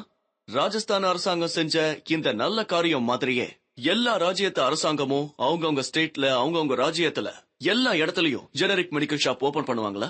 ஏன்னா இந்தியாவில் இருக்கிற எல்லா மக்களுக்கும் குறைவான விலையில மருந்துகள் கிடைக்கணும், எல்லாரும் ஆரோக்கியமா வாழணும். உங்களோட பதில் ஆமான்னு இருந்தா உங்க மொபைல்ல ஒய்னு டைப் பண்ணி இந்த நம்பருக்கு SMS அனுப்புங்க. 57822711. உங்க பதில் இல்லன்னு இருந்தா இதே நம்பருக்கு என்னன்னு டைப் பண்ணி அனுப்புங்க. இந்த SMS அனுப்புறதுக்கு ஒரே ₹1 தான் செலவாகும். இந்த SMSகள் மூலமா எவ்வளவு பணம் கலெக்ட் ஆகுதோ கவர்மெண்ட் டாக்ஸ் பிடிச்சது போக மீதி இருக்கிற மொத்த பணமும் இந்த ஆர்கனைசேஷனுக்கு போய் சேரும். ஹியூமனிட்டி ட்ரஸ்ட் ஒரு அருமையான ட்ரஸ்ட். இவங்க பல வருஷமா ஏழைகளுக்கு இலவச சிகிச்சை கொடுக்கறாங்க. ரொம்ப அற்புதமாவும் சேவை செஞ்சுட்டு வராங்க. நீங்க ஒண்ணுக்கும் அதிகமான SMSகள் அனுப்பலாம். இந்த ட்ரஸ்டுக்கு நீங்க இன்னும் உதவி செய்யணும்னு ஆசைப்பட்டீங்கன்னா இப்ப ஸ்கிரீன்ல தெரியற அந்த பேருக்கு செக் எழுதி பக்கத்துல இருக்கிற ஆக்சிஸ் பேங்க்ல நீங்க டெபாசிட் பண்ணிடலாம். அப்படி இல்லனா வெப்சைட் மூலமா நீங்க ஆன்லைன் டிரான்ஸ்ஃபரும் பண்ணலாம். இத பத்தி விவரமா தெரிஞ்சுக்கணும்னா ஆக்சிஸ் பேங்கோட எந்த பிரான்ச்சுக்கு போனாலும் சொல்லுவாங்க. இந்த நாட்டு மக்கள் கிட்ட இருந்து எவ்வளவு பணம் கலெக்ட் பண்றாங்களோ அது SMS மூலமாவும் வரலாம், ஆன்லைன் டிரான்ஸ்ஃபர் மூலமாவும் வரலாம், ஏன் செக் மூலமாவும் வரலாம். அதோட மேட்சிங் அமௌண்ட், அதாவது அதே அளவு பணம் ரிலையன்ஸ் ஃபவுண்டேஷன் இந்த ஆர்கனைசேஷனுக்கு கொடுக்கும். ரிலையன்ஸ் ஃபவுண்டேஷன் சத்தியமேவ ஜெயதேயோட பார்ட்னர், அதாவது எல்லா விதத்திலையும் அவங்க உதவி செய்வாங்க.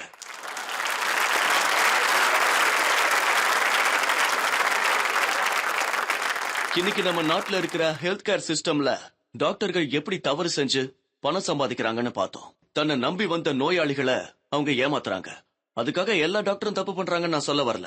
இன்னைக்கும் நம்ம நாட்டுல நல்ல டாக்டர்ஸ் இருக்கதான் செய்யறாங்க. அவங்க ரொம்ப அருமையா வேலை செய்யறாங்க. மக்களுக்கு சந்தோஷமா சேவை செய்யறாங்க. நம்பி வர மக்களுக்கு சேவை செய்யறதையே அவங்க கொள்கையா வச்சிருக்காங்க. அப்படிப்பட்ட டாக்டர்ஸ்க்கு நான் தலை வணங்குறேன்.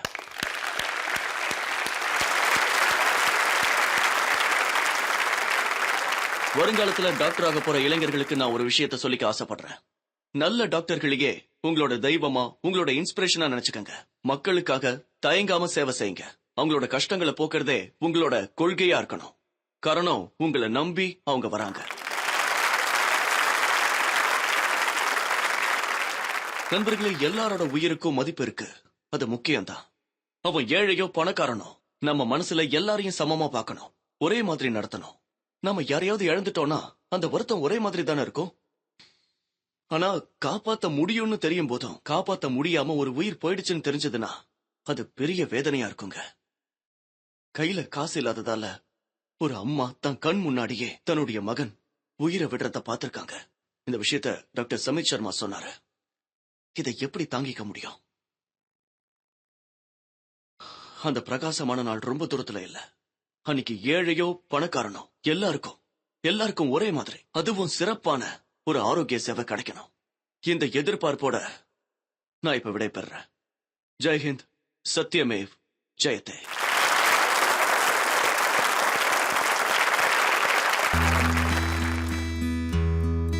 ஒரு சின்னஞ்சிறுவோடம் வாழ்வே வாழ்வே புயலில் தவிக்குதே வாழ்வே வாழ்வே ஓடக்காரர் கண் பார்த்தேன் கரையினை தேடுதே வாழ்வே வாழ்வே வாழ்வே வாழ்வே.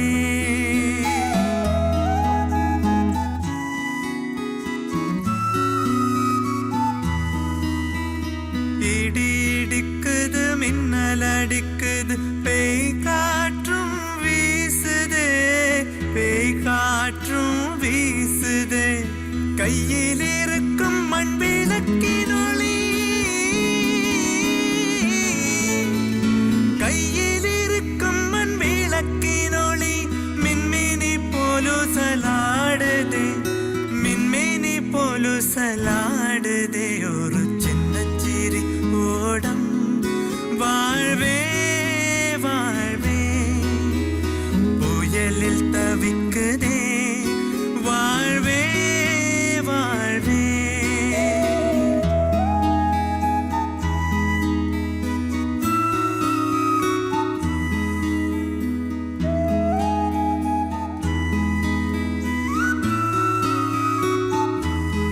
ஓடக்காரா துணை நிற்பாய், அலைகளை கடந்து ஓட்டிச் செல்வாய், அலைகளை கடந்து ஓட்டிச் செல்வாய். நான் மன உறுதி இருந்தாலும் ஓடக்காரா, நான் மன உறுதி இழந்தாலும் நீ மன உறுதி இழக்காதே, நீ மன உறுதி இழக்காதே.